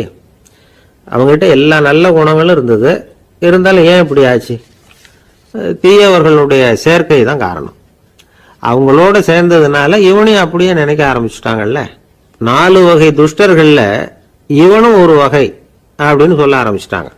அதாவது தீய ஆலோசனைக்கு சகுனி, தீய உணர்வுகளுக்கு துரியோதனன், தீய செய்கைக்கு துச்சாதனன், தீய நட்புக்கு கர்ணன். இப்படி உதாரணமாயிட்டான். அதனாலதான் துஷ்டரை கண்டால் தூர விலகு அப்படின்னு சொன்னாங்க. அது புராண காலம். இப்பெல்லாம் நிலைமை கொஞ்சம் வேற விதமா இருக்குது. அன்னைக்கு ஒரு நாள் அப்படிதான் ஒரு காட்டு பாதையில யாரோ ஒருத்தர் அடிபட்டு கிடந்தார். யாரோ ஒரு துஷ்டன் அவனை அடிச்சு போட்டுட்டு போயிட்டான் போல இருக்கு. அந்த வழியா போன ஒருத்தர் பரிதாபப்பட்டு அவனை போய் தூக்குனார், ஆறுதல் சொன்னார். இதை பாருங்க, இந்த வழியா எப்பவும் தனியா வரக்கூடாது. ஏன்னா இங்க ஒரு ரவுடி இருந்துகிட்டு வர்றவங்க போறவங்களெல்லாம் வழிப்பறி பண்ணிட்டு இருக்கிறதா கேள்விப்பட்டிருக்கிறேன் அப்படின்னாராம். இனிமே அப்படி கேள்விப்பட மாட்டீங்க அப்படின்னு நானா அந்த ஆளு. ஏன்னு கேட்டிருக்காரு இவர். அவன் சொல்லியிருக்கான், நான் தான் சார் அந்த ரவுடி, இந்த வழியா போனவங்க கிட்ட தகராறு பண்ணேன், அவங்க தான் என்ன இப்படி அடிச்சு போட்டு என்கிட்ட இருந்த பணத்தை எல்லாம் புடுங்கிட்டு போட்டாங்க சார், காலம் ரொம்ப கெட்டு போச்சு அப்படின்னு நானா ரொம்ப பரிதாபமா. உங்க பையன் எப்படி சார் இருக்கான் அப்படின்னு விசாரிச்சார் ஒருத்தர். அவன் என்ன சார், எதை சொன்னாலும் காதில் வாங்க மாட்டேங்கிறான், அவன் பாட்டுக்கு போறான் வர்றான் அப்படின்னு சொல்லி அழுத்துக்கிட்டார் அப்பா. பெரியவங்க சொல்றத சின்ன பிள்ளைங்க கேட்கறது இல்லைங்கிறது ஒரு குறை, பெரியவங்க சொல்றது சின்ன பிள்ளைங்க காதலியே விழறது இல்லைங்கிறது ஒரு குறை. இது கொஞ்சம் சீரியஸான விஷயம், கவனிச்சு பார்க்கணும். ஒரு குழந்தைக்கு காது சரியா கேட்குதா இல்லையா அப்படிங்கிறத நாம தான் கவனிச்சு பார்த்து கண்டுபிடிக்கணும். அதுவா நம்ம கிட்ட தவழ்ந்து அப்பா எனக்கு காது கேட்கல, அழைச்சிட்டு போங்க டாக்டர்கிட்ட அப்படின்னுலாம் சொல்லிட்டு இருக்காது. அது சரி, ஒரு குழந்தைக்கு காது சரிவர கேட்குதா இல்லையா அப்படிங்கிறத முன்கூட்டியே நாம தெரிஞ்சுக்கிறது எப்படி? அதுக்கு சில வழி இருக்கு. உங்க குழந்தைய கொஞ்சம் அப்படி கவனிச்சு பாருங்க. அடிக்கடி ஜலதோஷம், காதுல அரிப்பு ஏற்படுதா, மூக்கு விரிவாகவும் அப்புறம் டான்சில், அடினாய்டு, சத அழற்சி இது மாதிரி ஏதாவது இருக்கா, வாயிலிருந்து எச்சில் ஒழுகுதா, குழந்தை வாயினால சுவாசிக்குதா, பற்கள் முன்னாடி தள்ளி வளருதா, இதெல்லாம் அதுக்கு அறிகுறி. அப்புறம் இந்த VBDF TH இப்படி இந்த ஒலிகள் சேர்ந்த வார்த்தைகளை குழந்தை சரியா புரிஞ்சுக்காது. இப்போ உதாரணத்துக்கு பட்டுன்னு சொல்லு குழந்தை அப்படின்னீங்கன்னா அது கட்டுன்னு சொல்லும். அதாவது பட்டு சவுண்டை அதால புரிஞ்சுக்க முடியல. அப்புறம் உங்க குழந்தை உங்களை உறக்க பேச சொல்றானா, அடிக்கடி கேள்வி கேட்குறானா, சாப்பிட்றப்போ கவனம் இல்லாமல் இருக்கானா, படிப்புல போதுமான முன்னேற்றம் இல்லையா, வகுப்புல சரியா கவனிக்கிறது இல்லையா, இப்படிலாம் இருந்தால் ஆரம்பத்திலேயே டாக்டர்கிட்ட அழைச்சிட்டு போய் சிகிச்சையை ஆரம்பிச்சுடலாம், குணப்படுத்தி விடலாம். குழந்தைக்கு காது சரியா கேட்கலன்னா நீங்க செய்ய வேண்டியது என்ன தெரியுமா? அவனுக்கு காது கேட்கலங்கிறதுக்காக அவன் முன்னாடி சத்தம் போட்டு பேசக்கூடாது. மெதுவா சீரா பேசணும், அவனை பார்த்து பேசணும். உங்க உதட்டு அசைவுகள் அவனுக்கு உதவும், அதை பார்த்தே புரிஞ்சுக்குவான். நீங்க வாயில வெத்தலை பாக்கு போட்டுக்கிட்டோ புகை பிடிச்சிக்கிட்டோ பேசக்கூடாது. அப்படி பேசினா அவனால அந்த உச்சரிப்பை சரியா புரிஞ்சுக்க முடியாது. ஒரு வார்த்தையை சொல்றீங்க, அவனுக்கு புரியல அப்படின்னா அதே வார்த்தையை மறுபடியும் சொல்லணும். அவனுக்கு நீங்க முதல்ல சொன்ன வார்த்தை புரியலன்னு நினைச்சுக்கிட்டு மறுபடியும் திருப்பி சொல்றப்போ அதே அர்த்தம் வரக்கூடிய வேற வார்த்தையை சொல்லக்கூடாது. இப்படிலாம் நடந்துகிட்டா அவனுக்கு மன திடத்தை ஏற்படுத்த முடியும். இல்லைன்னா அவனுக்கு தாழ்வு மனப்பான்மை வந்துடும். குழந்தைக்கு காது கோளாறுன்னா ஆரம்பத்திலேயே டாக்டர்கிட்ட அழைச்சிட்டு போனா போதும், குணப்படுத்தி விடலாம். அப்புறம் பார்த்துக்கலாமே அப்படின்னு அலட்சியமா இருந்துட்டாதான் கஷ்டம். சில பேர் கோபத்துல சின்ன பிள்ளைங்க காதை பிடிச்சி திருகிறது உண்டு.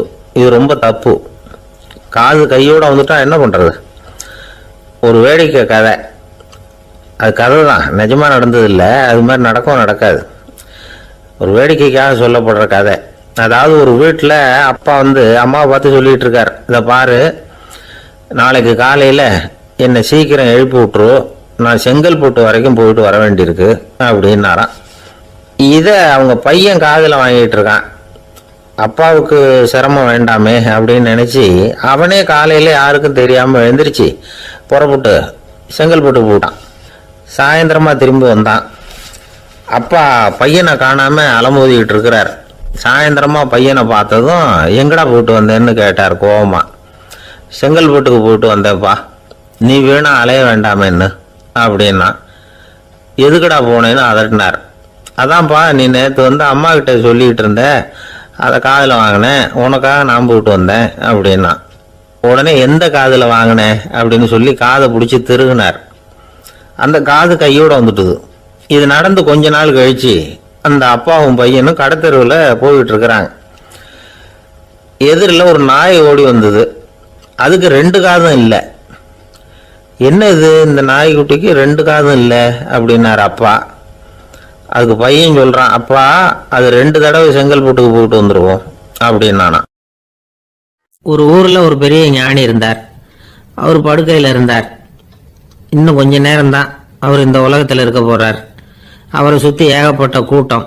ஏற்கனவே அவருடைய உபதேசங்களை கேட்டவங்க பல பேர் வந்து அவரை சுற்றி நிற்கிறாங்க. அந்த ஞானி மெதுவாக கண்ணை திறந்து பார்க்குறார். எல்லாரும் அவருடைய கடைசி வார்த்தையை கேட்கறதுக்காக அவளோட காத்துக்கிட்டு இருக்கிறாங்க. அந்த ஞானி மெதுவாக பேச ஆரம்பித்தார்.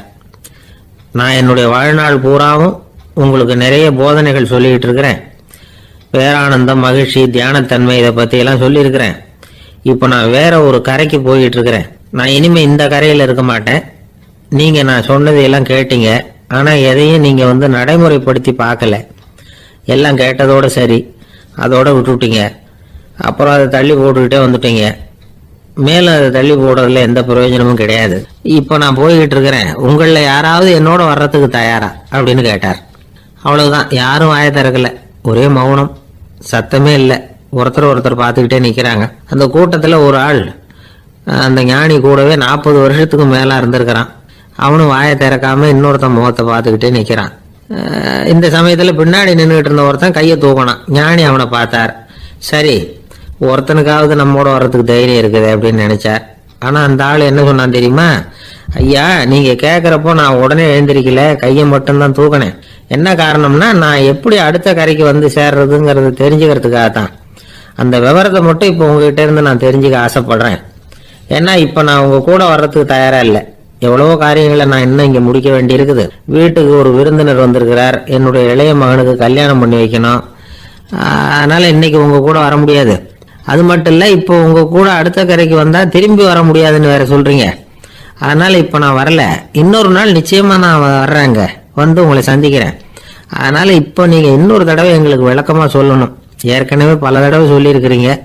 தயவு பண்ணி இப்போ ஒரு தடவை சொன்னீங்கன்னா சௌகரியமாக இருக்கும். அந்த அடுத்த கரையை அடையிறது எப்படி? இப்போ ஒரு தடவை அதை விளக்கமாக சொல்லிட்டீங்கன்னா நல்லா ஞாபகப்படுத்திக்குவேன். அது சரியான சமயம் வர்றப்போ இது எனக்கு உதவியாக இருக்கும் அப்படின்னு நானா. ஆனால் உண்மை என்ன தெரியுமா? அந்த சரியான சமயம் வரவே இல்லை அப்படிங்கிறது தான் உண்மை. இப்படி அந்த கதை முடியும். இந்த கதை வந்து அந்த ஒரு ஆளுக்கு மட்டும் இல்லை, கிட்டத்தட்ட எல்லாருக்குமே அது பொருந்தும் அப்படிங்கிறாங்க விவரம் தெரிஞ்சவங்க. எல்லாருமே அந்த சரியான தருணத்துக்காக தான் காத்துக்கிட்டு இருக்கிறாங்களாம். அதுக்காக ஜோசியம் பார்க்குறாங்க, கைரேகை பார்க்குறாங்க. நாளைக்கு என்ன நடக்குங்கிற ஆவலில் எல்லாரும் காத்துக்கிட்டு இருக்கிறாங்க. ஆனால் அந்த ஒரு நாள் ஒருபோதும் வரப்போகிறதில்ல. நீங்கள் தள்ளி போடுறதுக்காக பல அர்த்தமில்லாத காரணங்களை தேடுறீங்க அப்படிங்கிறார் ஒரு ஞானி. காத்திருக்கிறதுலேயே நம்ம காலம் ஓடி போயிடுது. ஏன்னா இன்னைக்கு நாம் சிந்திக்கிறது நாளைக்கு நாம் சிந்திக்கிறது இல்லை. ஒவ்வொரு நாளும் ஒவ்வொரு மாதிரி போயிடுது. நாளைக்கு மறுநாளை பற்றியே சிந்திக்கிறோம். இப்படியே அது பாட்டுக்கு போயிடும். கரையை தொட்டு பார்க்குறது எப்போ? இதுதான் கேள்வி. நமக்கு வேண்டியப்பட்ட ஒருத்தர் ஒரு ரயில்வே பிளாட்ஃபாரத்தில் நின்றுட்டு இருக்கிறார். அங்கே இருக்கிறவங்க கிட்ட கேட்குறாராம், விசாரிக்கிறார். ஏங்க கிழக்க போகிற ரயில் போயிட்டுதுங்களான்னாராம். போயிட்டுதுன்னு இருக்கிறாங்க. கொஞ்ச நேரம் கழிச்சு ஏங்க மேற்க போகிற ரயில் போயிட்டுதுங்களான்னு கேட்டிருக்காரு. போயிட்டுதுங்களான் இருக்காங்க. அப்புறம் கொஞ்ச நேரம் கழிச்சு மறுபடியும் ஏங்க 10:30 மணி வண்டி போயிட்டுதான்னு கேட்டிருக்காரு. தொடர்ந்து காலையிலேருந்து சாயந்தரம் வரைக்கும் இப்படி ஒரே இடத்துல நின்றுட்டு கேட்டுக்கிட்டே இருக்கிறார்.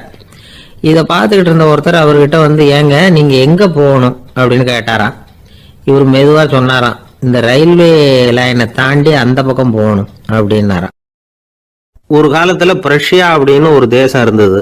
இப்போ ஜெர்மனி இருக்குல்ல, இதோட பெரும்பகுதி ஒரு காலத்துல பிரஷ்யாங்கிற பேர்ல இருந்தது. அப்போ அதுக்கு அரசரா இருந்தவர் மகா ஃப்ரெடரிக், அதாவது ஃப்ரெடரிக் தி கிரேட் அப்படின்னு சொல்லுவாங்க. அந்த ராஜாவுக்கு ஒரு சந்தேகம், நாம பல வகையான வரிகளை விதிச்சு வசூல் பண்றோம், அப்படி பண்ணி வருமானம் குறைஞ்சிக்கிட்டே போகுதே, இதுக்கு என்ன காரணமா இருக்கும்? இதுதான் அவருக்கு ஏற்பட்ட சந்தேகம். ஒரு சமயம் அந்த அரசர் தம்முடைய அமைச்சர்களையும் பிரபுக்களையும் தளபதிகளையும் கூப்பிட்டு ஒரு விருந்து வச்சார். விருந்து முடிஞ்சதும் அவங்கள பார்த்து இந்த சந்தேகத்தை கேட்டார். வரிகள் அதிகமா விதிச்சு வருமானம் குறையறதுக்கு என்ன காரணம் அப்படின்னு கேட்டார். பல பேருக்கு இதுக்கு சரியா பதில் சொல்ல தெரியல. அனுபவசாலியான ஒரு தளபதி எழுந்திருச்சார். அரசே, அது எப்படிங்கிறத இப்போ உங்களுக்கு காட்டுறேன்னார். உடனே ஒரு பெரிய பனிக்கட்டி ஒண்ணு தன்னுடைய கையில் எடுத்தார். அதை அப்படியும் எப்படியும் திருப்பி பார்த்தார். அப்புறம் அடுத்தவர்கிட்ட கொடுத்தார்.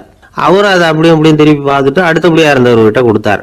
இப்படியே இதை ஒவ்வொருத்தரா பார்த்துட்டு ஒவ்வொரு கையா மாறி கடைசியில மன்னர் கைக்கு போய் சேர்ந்தது. மன்னர் கைக்கு அந்த பனிக்கட்டி போய் சேர்ந்தப்போ அது கொஞ்சம் கொஞ்சமா உருகி ஒரு பட்டாணி கடலை சைஸுக்கு ஆயிட்டுது. மன்னர் யோசனை பண்ணார், வரி அதிகமா போட்டாலும் வந்து சேர்றது குறைவா இருக்கிறதுக்கு என்ன காரணம் அப்படிங்கிறது அவருக்கு புரிஞ்சு போச்சு. காலம்தான் மாறிட்டு இருக்கே தவிர இந்த கையூட்டு வாங்குற பழக்கம் மாறினதாக தெரியல. இன்னொரு ராஜா இருந்தார். அவர் தன்னுடைய ராஜாங்கத்துல லஞ்ச ஊழலே சுத்தமா இருக்கக்கூடாது அப்படின்னு நினைச்சார். அவர்கிட்ட பல்வேறு துறைகளுக்கும் பொறுப்பா இருந்த பல பேரும் ரொம்ப சுத்தமாகவும் நேர்மையாகவும் இருந்தாங்க. ஒரே ஒருத்தர் மட்டும் எல்லார்கிட்டையும் லஞ்சம் வாங்கிட்டே இருந்தார். அவரை வேற வேற துறைகளுக்கு மாத்தி பார்த்தாரு. அந்த ராஜா என்னென்னமோ பண்ணி பாக்குறாரு. எந்த வேலையை கொடுத்தாலும் அதுலயே லஞ்சம் வாங்கறதுக்கு ஒரு வழியை உண்டு பண்ணிக்குவார் அந்த ஆள். ராஜாவுக்கு இது ஒரு பெரிய தலைவலியா போட்டுது. இவர் என்ன பண்றது, இவருக்கு என்ன வேலையை கொடுக்கறது, கொஞ்சம் கூட லஞ்சம் வாங்கறதுக்கு சான்ஸே இல்லாத ஒரு வேலையை கொடுக்கணும் அப்படின்னு திட்டம் போட்டார். ஒரு நாள் அவருக்கு அந்த உத்தரவும் போட்டுட்டார். அதாவது அவருக்கு என்ன வேலைன்னா, கடற்கரையில தான் அவருக்கு ஆபீஸ், அங்கேயே இருந்துக்க வேண்டியது. தினமும் எத்தனை கடல் அலை கரையில வந்து மோதுது அப்படிங்கிறத கணக்கு எடுத்து ராஜாவுக்கு தெரிவிக்க வேண்டியது. இதுதான் அவருக்கு வேலை. பேசாம அலையை எண்ணிட்டு உட்காந்துருக்கிட்டோம், அப்போவாவது அவர் லஞ்சம் வாங்குற சந்தர்ப்பம் இல்லாமல் போயிடும் அவருக்கு அப்படின்னு நினைச்சார் ராஜா. இந்த ஆளு கடற்கரைக்கு போய் டியூட்டியில ஜாயின் பண்ணிட்டார். ஒரே மாசத்துல அங்க சொந்தமா ஒரு பிரம்மாண்டமான மாளிகை கட்டி விட்டாரு. ராஜாவுக்கு இது பெரிய ஆச்சரியமா போச்சு. அலைய என்ற வேலையில அந்த ஆள் எப்படி பணம் சம்பாதிச்சார் அப்படின்னு விசாரிச்சு பார்த்தார் அக்கம் பக்கத்துல. அந்த ஆள் என்ன பண்ணிருக்கிறாருன்னா, கடற்கரையில போய் பொறுப்பு ஏத்துக்கிட்ட உடனே அங்க இருந்த மீனவர்கள் கிட்ட எல்லாம் இந்த கரையில வந்து ஒரு நாள்ல வந்து மோதுற அலைகள் எத்தனை அப்படின்னு கேட்டிருக்காரு. அது எப்படிங்க தெரியும் இருக்காங்க அவங்க. தினமும் அந்த எண்ணிக்கை தெரியணும். நம்ம ராஜாவுக்கு தினமும் அறிக்கை அனுப்பணும், டெய்லி ரிப்போர்ட். தவறுனா நீங்க இந்த கடல்ல போய் மீன் பிடிக்கிறதுக்கு ராஜாவோட அனுமதி கிடைக்காது அப்படின்னு இருக்காரு. உடனே மீனவர்களும் பயந்து போட்டாங்க. கடலுக்கு போறதுக்கு அனுமதி இல்லைன்னா பட்டினி கிடக்கிறது மாதிரி ஆயிடுமே. மெதுவா அந்த ஆளுகிட்ட போனாங்க, காதோட காதா சொன்னாங்க, ஐயா, எங்களால வந்து கடல் அலைய வந்து எண்ண முடியாது. தினமும் எங்களால முடிஞ்சதை உங்களுக்கு பணமா கொடுத்துடுறோம். நீங்க தான் ராஜா கிட்ட சிபாரிசு பண்ணி நாங்க தொடர்ந்து மீன் பிடிக்கிறதுக்கு அனுமதி வாங்கி கொடுக்கணும் அப்படின்னு வேண்டிக்கிட்டாங்க. பணம் தினமும் வந்து சேர ஆரம்பிச்சுட்டுது. பதவியில மற்ற பதவியோட இந்த பதவி எவ்வளவோ மேல் அப்படின்னு நினைச்சுட்டான் அந்த ஆள். அது மட்டும் இல்ல, தயவு பண்ணி என்ன இந்த இடத்த விட்டு மாத்தி விடாதீங்க சார் அப்படின்னு வேற கேட்க ஆரம்பிச்சுட்டானா. ஒரு கடைக்கு போனேன், 5 ரூபா பணத்தை எடுத்து கொடுத்தேன். ஒரு தினசரி பத்திரிகையை கேட்டேன். அவரு உடனே அங்கே அடுக்கி வச்சிருந்த பத்திரிகையில் ஒன்று எடுத்து என் கையில் கொடுத்தார், வாங்கிக்கிட்டேன். மீதி பணத்தை எடுத்தார், அதையும் என் கையில் கொடுக்கணும்ல, கொடுக்கல. எதிரில் இருந்த பலகையில் வச்சு எடுத்துக்க சொன்னார். எப்பவும் அவர் அப்படி தான் பண்ணுவார். நானும் எடுத்துக்கிட்டு வந்துடுவேன். இவர் ஏன் இப்படி பண்ணுறாருங்கிறது எனக்கு ரொம்ப நாளாக ஒரு சந்தேகம். ஒரு நாள் அவர்கிட்டயே இதை கேட்டுவிட்டேன். ஏங்க, நீங்கள் உங்கள் கடைக்கு வந்து பொருள்கள் வாங்குறவங்களுக்கு நீங்கள் பாக்கி சில்லறையை கொடுக்குறப்போ பலகையில் வச்சு விட்றீங்க, கையில் கொடுக்க மாட்டேங்கிறீங்களே, ஏன் அப்படின்னு கேட்டேன். காசை கையில் கொடுத்தா நம்மக்கிட்ட இருக்கிற லட்சுமி போயிடுவா சார் அப்படின்னார். அதாவது பணம் செலவாயிடும் அப்படின்னு அர்த்தமா. இன்னொரு நண்பர், அவர் ஒரு நாள் வழக்கத்துக்கு மாறா ரொம்ப சோகமாக உட்காந்துருக்கிறார். ஏங்க என்னாச்சு, ஏன் இப்படி கப்பலே கவிழ்ந்தது மாதிரி உட்காந்துருக்குறீங்க அப்படின்னு கேட்டேன். கப்பலே கவிழ்ந்திருந்தா கூட நான் இப்படி கவலைப்பட மாட்டேன் சார், வேற ஒன்று நடந்து போச்சுன்னார். என்னன்னு கேட்டேன். என் உச்சந்தலையில் பல்லி ஒன்று விழுந்துட்டுதுன்னார். அதுக்காகவா இப்படி அப்படின்னு ஆச்சரியப்பட்டேன். ஆமாங்க, பல்லி உச்சந்தலையில் விழுந்தா பலன் என்னன்னு பஞ்சாங்கத்தில் பார்த்தேன், மரணம்னு போட்டிருக்கு அப்படின்னு சொல்லிவிட்டு அவர் தொடர்ந்து கவலைப்பட ஆரம்பிச்சிட்டார். இப்படியும் ஒருத்தர், என் கூட வேலை பார்க்குற ஒருத்தர் எப்படி தெரியுமா, தினமும் வலது காலை வச்சு தான் ஆஃபீஸுக்கு உள்ளே நுழைவார்.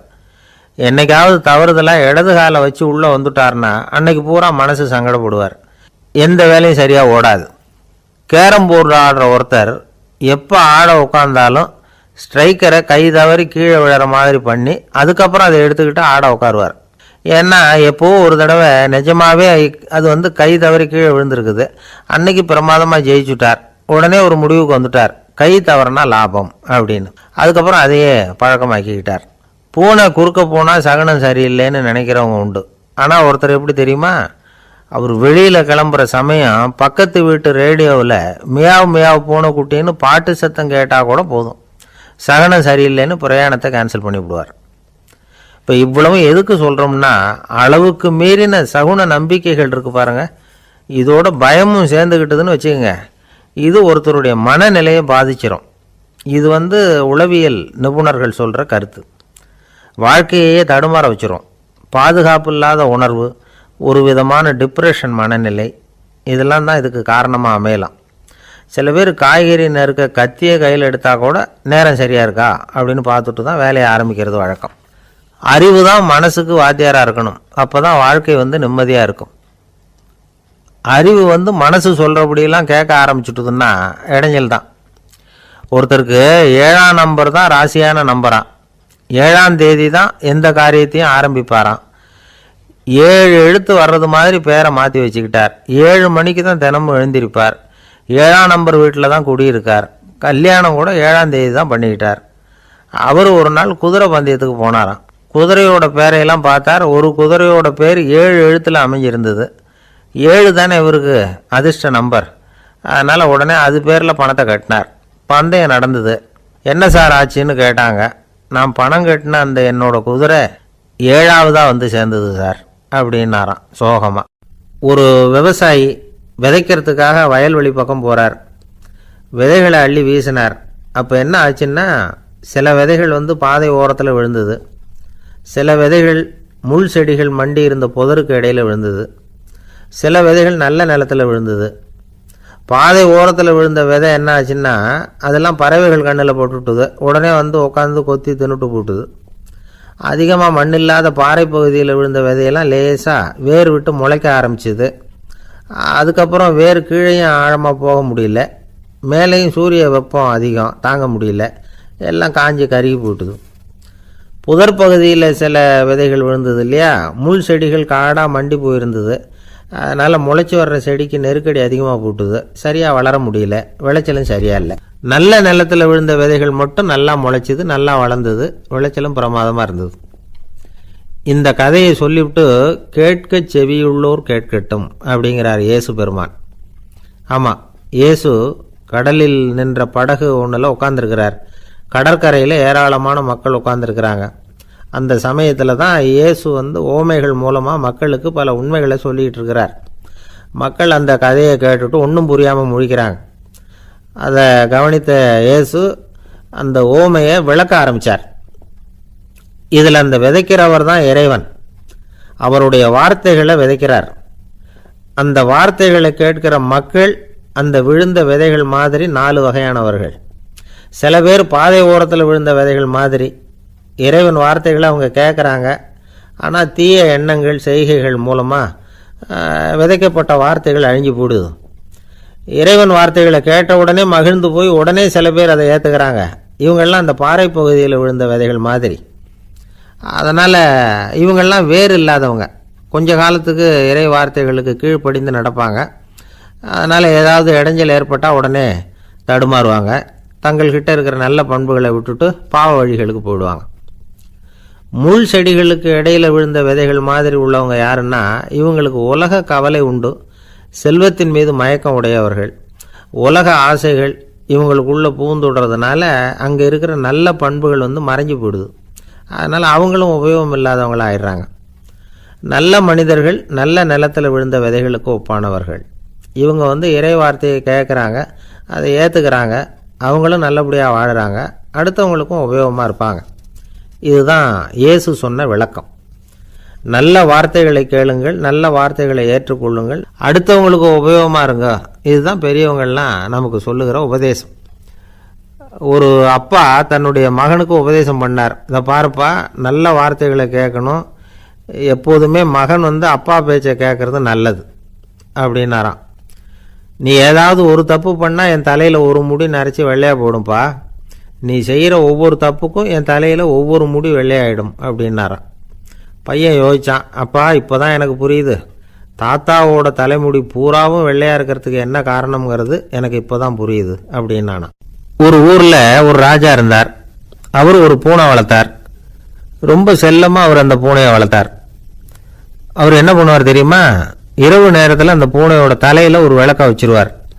அந்த பூனை ரொம்ப ஜாக்கிரதையாக அந்த விளக்கு கீழே விழுந்துடாமல் பார்த்துக்கும். தலையை ஆட்டாமல் ரொம்ப நிதானமாக ராஜா பின்னாடி நடந்து போய்கிட்டே இருக்கும். அந்த விளக்கு வெளிச்சத்தில் எல்லா வேலைகளையும் செஞ்சிருவார். கையில் ஒரு விளக்கை தனியாக எடுத்துகிட்டு போக வேண்டிய அவசியமே இல்லை. விளக்கை தூக்கிட்டு போகிற வேலையை அந்த பூனை பார்த்துக்கும். அதனால் ராஜாவுக்கு அந்த பூனை மேலே ரொம்ப பிரியம். மந்திரிகளையெல்லாம் கூப்பிட்டு அவங்ககிட்ட சொல்லுவார், பார்த்தீங்களா இந்த பூனை எவ்வளவு விசுவாசமாக நடக்குது, என் பேரில் எவ்வளவு மரியாதை பார்த்தீங்களா அதுக்கு அப்படிம்பார். இதை கேட்டுவிட்டு அங்கிருந்த அமைச்சர்களில் ஒருத்தர் சொன்னார், மன்னா நீங்கள் சொல்கிறது சரிதான், இருந்தாலும் இந்த பூனையோட விசுவாசத்தை நாம் கொஞ்சம் சோதித்து பார்க்க வேண்டியிருக்கு அப்படின்னாராம். சரி, உங்கள் ஆசையை ஏன் கெடுக்கணும், நல்லா சோதிச்சு பாருங்க அப்படின்னு சொல்லிவிட்டார் ராஜா. உடனே அந்த அமைச்சர் என்ன பண்ணார் தெரியுமா? எங்கேயோ புறப்பட்டு போனார். ஒரு 5-6 எலிகளை பிடிச்சிக்கிட்டு வந்தார். அரண்மனையில் ராஜா ஏதோ வேலை பார்த்துக்கிட்டு இருக்கிறாரு. பக்கத்தில் அந்த பூனை ரொம்ப பணிவாக நின்றுக்கிட்டு இருக்குது. அது தலையில் விளக்கு எரிஞ்சிக்கிட்டு இருக்கு. அமைச்சர் தான் பிடிச்சிக்கிட்டு வந்த எலிகளை அந்த பூனை பார்வையில் படுறது மாதிரி எதிரில் விட்டார். அந்த எலிகள்லாம் அங்கேயும் இங்கேயும் ஓட ஆரம்பிச்சுது. அதை பார்த்தது பூனை, அவ்வளவுதான். தலையில் இருக்கிற விளக்கை பற்றியும் கவலைப்படலை, ராஜாவை பற்றியும் கவலைப்படல. ஒரே பாய்ச்சலாக பாஞ்சு எலிகளை துரத்த ஆரம்பிச்சுட்டுது. தலையில் இருந்த விளக்கு எங்கேயோ போய் விழுந்தது, அணைஞ்சு போச்சு. இருட்டில் ராஜா தடுமாற ஆரம்பிச்சுட்டார். இந்த சமயத்தில் அந்த அமைச்சர் மறுபடியும் விளக்கை ஏற்றினார். வெளிச்சம் வந்தது. அதுக்கப்புறம் அந்த அமைச்சர் பேசினார், அரசே, பூனையோட விசுவாசத்தை பார்த்தீங்களா? எலி அது கண்ணில் படுற வரைக்கும் தான் விசுவாசமாக இருந்தது. அது மாதிரி எலியை பார்த்தது எல்லாத்தையும் விட்டுட்டு அதை துரத்த ஆரம்பிச்சுட்டு பார்த்தீங்களா? தான் அந்த பூனையை பற்றி நினைச்சது தப்புங்கிறது அதுக்கப்புறம் தான் அந்த ராஜாவுக்கு புரிஞ்சுதான். சரி, இப்போ எதுக்கு இந்த கதையெல்லாம் அப்படிங்கிறீங்களா? இந்த பூனை மாதிரி தான் நம்ம மனசும். மனசை எவ்வளவுதான் பயிற்சி கொடுத்து பக்குவமாக வச்சிருந்தாலும் பார்க்கறதுக்கு பரமசாது மாதிரி தான் இருக்கும். பார்க்க வேண்டியதை பார்த்துட்டுதுன்னா பாஞ்சிரும். இந்த பூனை மாதிரி புலன் இன்ப பொருள்கள் கிட்டாத வரைக்கும் மனம் அடங்கி இருக்கிறது மாதிரி தான் தெரியும். கொஞ்சம் வாய்ப்பு கிடைச்சாலும் அது குதிக்க ஆரம்பிச்சிரும், தப்பு பண்ண ஆரம்பிச்சிரும். பெரிய பெரிய முனிவர்கள் வாழ்க்கையில் நடந்த வீழ்ச்சி இதை தான் நிரூபிக்குது. புலன்களின் ஆற்றல் அதிகம். அதனால மனக்கட்டுப்பாடு பயிற்சிகளில் ரொம்ப எச்சரிக்கையாக இருக்கணுங்கிறார் சுவாமி சிவானந்தர். மது பழக்கத்தையே விட்டுவிட்டேன்னு உறுதியாக இருப்பான். கடை கண்ணில் பட்டுவிட்டதுன்னா கால் அவனை கேட்காமலே இழுத்துக்கிட்டு உள்ளே போயிடும். இதுதான் மனசுங்கிறது. அதுதான் அந்த ராஜா வளர்த்த பூனை. நம்மால் ஒருத்தன் அந்த ராஜா பூனை தலையில் விளக்க வச்சது மாதிரி இவன் தன்னுடைய தலையிலேயே ஒரு விளக்கை ஏற்றி வச்சுக்கிட்டு என்னத்தையும் தேட ஆரம்பித்தான். தேடிக்கிட்டு இருக்கிறான். தலையை ஆட்டாமல் நிதானமாக நடந்து ரொம்ப நேரமாக தேடிட்டு இருக்கிறான். அந்த சமயம் அங்கே வந்த ஒருத்தர், என்னத்தை தேடுறீங்கன்னு கேட்டார். அதுதான் மறந்து போச்சு அப்படின்னு இழுத்தான். சரி, கொஞ்சம் இப்படி உட்காருங்க, ஞாபகம் வந்ததும் தேட ஆரம்பிக்கலாம் அப்படின்னார் அவர். இவன் கொஞ்ச நேரம் உட்காந்து யோசிச்சான். அப்புறம் திடீர்னு எழுந்திரிச்சான். ஞாபகம் வந்துட்டுதுன்னா. என்னன்னு கேட்டார். எங்கள் வீட்டில் இருந்த விளக்கை எங்கே வச்சேன்னு தெரியல, அதுதான் தேடிக்கிட்டு இருக்கிறேன், ஏற்றி வைக்கலாம்னு பார்க்குறேன் அப்படின்னா. ஒரு ராஜா இருந்தார். நாடு பூராவும் நிறைய மரங்களை நட்டு வளர்க்கணுங்கிறது அவரோட ஆசை. தானே அதுக்கு முன்மாதிரியாக இருக்கணும்னு நினைச்சார். அரண்மனையை சுற்றி மரங்களை நட்டு வளர்த்தார். இதை பார்த்துட்டு ஜனங்களும் அவங்கவுங்க வீட்டை சுற்றி மரக்கன்றுகளை நட்டு வளர்த்தாங்க. கொஞ்ச காலத்தில் ஊர் பூரா பசுமையாக மாறிச்சு. எல்லாருக்கும் சந்தோஷமாக இருந்தது. இது ஒரு பக்கம் இருக்கட்டும். இப்போ நான் சொல்ல போகிற கதை வேறு. அதாவது அந்த ராஜா ஒரு நாள் தன்னுடைய அரண்மனையை சுற்றி இருக்கிற விதவிதமான மரங்களை எல்லாம் போய் பார்த்தார். எப்படி இருக்கிறீங்க அப்படின்னு ஒவ்வொரு மரத்துக்கிட்டையும் விசாரிச்சாராம். எந்த மரமும் சந்தோஷமாக இருக்கிறதா தெரியல. அது அதுக்கும் மனசில் ஒரு குறை. முதல்ல ஆலமரத்துக்கிட்ட போனார். அது சொல்லிச்சு, மண்ணா, நான் நல்லா பெருசாக வளர்ந்துருக்கிறேன், அடர்த்தியாக இருக்கிறேன், கிளையெல்லாம் 4 பக்கமும் நல்லா படர்ந்து தான் இருக்குது, இருந்தாலும் எந்த பிரயோஜனமும் இருக்கிறதா தெரியல எனக்கு. என்னுடைய பழம்லாம் ரொம்ப சின்னதாக இருக்குது, என் கண்ணுக்கு சரியாக புறப்பட மாட்டேங்குது. நான் இருக்கிற சைஸுக்கு என்னுடைய கிளையில் இருக்கிற பழம்லாம் எவ்வளோ பெருசாக இருக்கணும், அது இத்தினூண்டு இருக்கிறது எனக்கு பெரிய அவமானமாக இருக்குது. இப்படி இங்கே நின்றுக்கிட்டு இருக்கிறதே ரொம்ப கூச்சமாக இருக்குது. ஒரு நல்ல புயல் வந்ததுன்னா பேசாமல் சாஞ்சு விடலாமான்னு பார்க்குறேன் அப்படின்னு புலம்புது ஆலமரம். சரி இருக்கட்டும்னு நினச்சிக்கிட்டு ராஜா அடுத்தபடியாக ஒரு அத்தி மரத்துக்கிட்ட போனார். அதுவும் புலம்ப ஆரம்பிச்சுட்டுது. நான் கூட பெரிய மரம் தான், இல்லை இலையெல்லாம் அழகாக தான் இருக்குது, பழம் அழகாக இருக்குது, இருந்தாலும் உள்ள விஷயம் இல்லையே, அத்தி பழத்தை புட்டு பார்த்தா அத்தனையும் சொத்தை அப்படின்னு பழமொழியே உண்டாயிட்டுதே. இப்படி ஒரு கெட்ட பேரோடு நான் இருக்கணுமா அப்படின்னு புலம்புது அது. சரி இது இருக்கட்டும் அப்படின்னு சொல்லி அடுத்தபடியாக வேப்ப மரத்துக்கிட்ட போனார். அது தன்னுடைய வேதனையை வெளியிட்டது. எனக்கு எவ்வளவோ மருத்துவ குணங்கள்லாம் இருக்கிறதா சொல்லிக்கிறாங்க, இருந்தாலும் என்ன பிரயோஜனம், என்னுடைய பழத்தை மனிதர்கள் யாரும் விரும்பி சாப்பிட்றது இல்லையே அப்படின்னுது. ராஜா அடுத்தாப்புல இருந்த ஒரு பனை மரத்துக்கிட்ட போனார். நான் நல்லா உயரமாக தான் வளர்ந்துருக்கிறேன், மற்ற மரங்கள்லாம் என்னை அண்ணாந்து தான் பார்க்கணும், இருந்தாலும் என்கிட்ட நிழலுக்காக யாரும் ஒதுங்கிறது இல்லையே அப்படின்னுது. என்ன இது எல்லா மரமும் இப்படி திருப்தி இல்லாமல் இருந்துக்கிட்டு இருக்குதே அப்படின்னு நினச்சிக்கிட்டே ராஜா அடுத்தபடியாக அங்கே இருந்த ஒரு பைன் மரத்துக்கிட்ட போனார். அழகாக உயரமாக பசுமையாக தான் இருந்தது, ஆனால் பழமோ பூவோ கிடையாது. அதை நினச்சி அது வருத்தப்பட்டுக்கிட்டு இருக்குது. ஓக் மரம் அது ஒன்று நின்றுட்டு இருந்தது. அது என்ன சொல்லிச்சுன்னா, இலை உதிர் காலத்தில் என் மேலே இருக்கிற எல்லா இலைகளும் உதிர்ந்து போடுது, முடி கொட்டின மனிதர்கள் மாதிரி மொட்டையாக நான் நிற்க வேண்டியிருக்குது, என்ன வாழ்க்கை இது அப்படின்னு சொல்லி அழுத்துக்கிட்டது. சரி புளிய மரம் என்ன சொல்லுது பார்ப்போம்னு அதுக்கிட்ட போனால், என்னுடைய நிழலில் யாருமே தங்க மாட்டாங்க, உடம்புக்கு சூடுன்னு ஒதுங்கி போயிடுவாங்க, அடிமரத்தை பார்த்தீங்கன்னா பட்டையெல்லாம் உறிஞ்சி பார்க்குறதுக்கே கேவலமாக இருப்பேன் அப்படின்னுது அது. முருங்கை மரம் என்ன சொல்லிச்சு தெரியுமா, என்னுடைய இலை காயெல்லாம் சாப்பிட்றவங்களுக்கு சத்து கொடுக்கறது வாசவம்தான், ஆனால் என் உடம்புல சத்தே கிடையாது, கொஞ்சம் வேகமாக காற்று அடிச்சதுன்னா முறிஞ்சி விழுந்துடுறேன், என்ன வாழ்க்கை இது அப்படின்னு சொல்லி அது வருத்தப்பட்டது.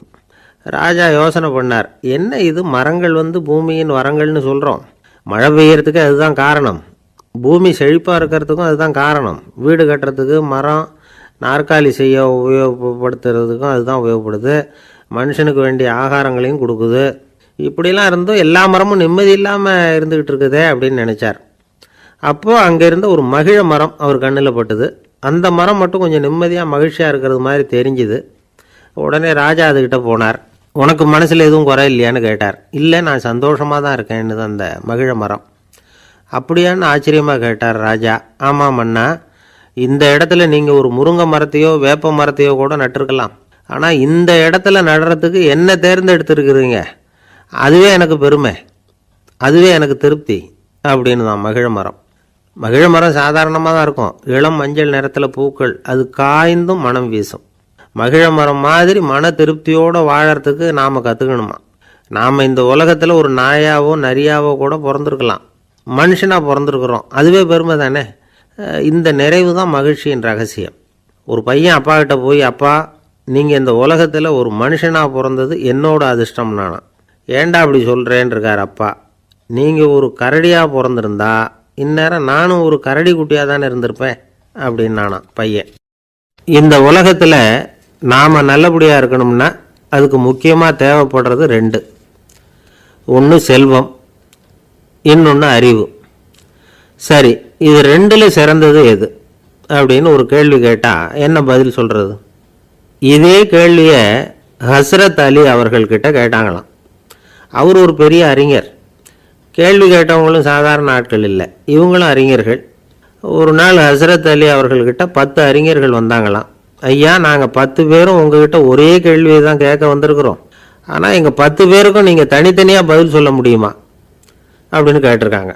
அதாவது அவங்க ஒரே கேள்விக்கு இவர்கிட்ட இருந்து 10 விதமான பதில் எதிர்பார்க்குறாங்க. சரி கேளுங்க, என்ன கேள்வி அப்படின்னார் அவர். அப்போ தான் அவங்க கேட்டாங்களாம், செல்வம் அறிவு இது ரெண்டில் சிறந்தது எது, இதுதான் கேள்வி. ஹஸ்ரத் அலி என்ன பண்ணார் தெரியுமா, அவங்கள ஒவ்வொருத்தராக கூப்பிட்டார், ஒவ்வொரு விதமான பதிலை சொல்லி அனுப்புனார். முதல்ல ஒருத்தரை கூப்பிட்டார், சொன்னார், அறிவுங்கிறது தீர்க்கதரிசிகள், ஞானிகள், மகான்கள் இவங்களோட பரம்பரை சொத்து, ஆனால் செல்வம்ங்கிறது கொடுங்கோலரின் ஆயுதம், அதனால் அறிவு தான் சிறந்தது அப்படின்னார். ரெண்டாவது ஆளை கூப்பிட்டார், உங்ககிட்ட செல்வம் இருந்தால் நீங்கள் தான் அதை காப்பாற்றணும், ஆனால் அறிவு உங்களை எப்பவும் காப்பாற்றும், ஆகவே அறிவு தான் சிறந்தது அப்படின்னார். மூணாவது ஆளை கூப்பிட்டார், செல்வந்தனுக்கு எப்போதும் விரோதிகள் அதிகம், ஆனால் அறிஞனுக்கு நண்பர்கள் அதிகம், அதனால் அறிவு தான் சிறந்ததுன்னார். அடுத்தவரை கூப்பிட்டார். செல்வம் அடுத்தவங்களுக்கு கொடுக்க கொடுக்க குறையும், ஆனால் கல்விங்கிறது அதிகரிச்சுக்கிட்டே வரும், கொடுக்கறதுனால குறையாது, அதனால் அறிவு தான் சிறந்ததுன்னார். இன்னொருத்தரை கூப்பிட்டார். அறிவு உள்ளவன் எப்பவும் அதை அடுத்தவங்களுக்கு வாரி வழங்கிக்கிட்டே இருப்பான், அதனால் அவங்ககிட்ட தாராளத்தன்மை இருக்கும், ஆனால் செல்வந்தன்கிட்ட கஞ்சத்தனம் தான் இருக்கும், அதனால் அறிவு தான் சிறந்ததுன்னார். ஆறாவது நபரை கூப்பிட்டார். செல்வத்தை கள்வர்கள் திருடிட்டு போக முடியும், ஆனால் அறிவை அப்படி திருடிட்டு போக முடியாது அப்படின்னார். ஏழாவது நபரை கூப்பிட்டார். செல்வம் கால ஓட்டத்தில் அழிஞ்சிரும், ஆனால் அறிவை கால ஓட்டம் ஒன்றும் பண்ண முடியாது, ஆகவே அறிவே சிறந்ததுன்னார். எட்டாவது ஆளை கூப்பிட்டு சொன்னார். செல்வத்துக்கு எப்பவும் எல்லை உண்டு, நிறை உண்டு, அளவு உண்டு, கணக்கு உண்டு, ஆனால் அறிவுக்கு அப்படிப்பட்ட எல்லை எதுவும் கிடையாது, அதனால் அதுதான் சிறந்ததுன்னார். அடுத்தவனை கூப்பிட்டார். செல்வம் உள்ளத்தில் உள்ள ஒளியை போக்கிவிடும், இருட்டை உண்டாக்கிவிடும், விரிந்த மனப்பான்மையை குறுகலாக்கிவிடும், ஆனால் அறிவு அப்படி இல்லை, இருண்ட உள்ளத்தில் ஒளியை பாய்ச்சி அதை விசாலப்படுத்துது, அதுதான் சிறந்ததுன்னார். கடைசியாக 10வது நபரை கூப்பிட்டார். செல்வம் மனசில் செருக்கை உண்டாக்குது, ஆணவத்தை ஏற்படுத்துது, அதனால் நானே கடவுள்னு நினைக்கிற அளவுக்கு மனுஷனை தாழ்த்தி விடுது, ஆனால் அறிவு பணிவையும் பண்பாட்டையும் வளர்க்குது, அதனால் அறிவு தான் சிறந்ததுன்னார். ஆக இப்படி 10 பேருக்கும் 10 விதமாக பதில் சொன்னது மூலமாக ஹஸ்ரத் அலி அவர்கள் அறிவு தான் செல்வத்தை விட சிறந்தது அப்படிங்கிறதுக்கு 10 காரணங்களை சுட்டி காட்டியிருக்கார். அந்த அறிஞர் 10 பேர் கேட்ட ஒரே கேள்விக்கு 10 பதில் சொன்னார். நமக்கு வேண்டிய ஒருத்தர் 10 பேர் கேட்ட கேள்விக்கு ஒரே பதில் சொல்லி சமாளித்தார். கேள்வி என்ன தெரியுமா? என்கிட்ட வாங்கின கடனை எப்போயா திருப்பி கொடுக்க போகிற? இதுதான் அந்த 10 பேரும் கேட்ட ஒரே கேள்வி. இந்த மாதம் 26ஆம் தேதி தந்துடுறேன் அப்படிங்கிற ஒரே பதில் சொல்லி அவ்வளவு பேரையும் இவர் அனுப்பி வச்சுட்டாராம். எல்லாரும் போனதுக்கப்புறம் இவரை தனியாக கூப்பிட்டு கேட்டிருக்கிறாங்க. அது என்ன சார் கணக்கு, 26ஆம் தேதி அன்னைக்கு என்ன அதிசயம் நடக்க போகுது அப்படின்னு கேட்டிருக்காங்க. அதிசயம் அன்னைக்கு இல்லை, அதுக்கு நாளே நடக்க போகுதுன்னாராம்.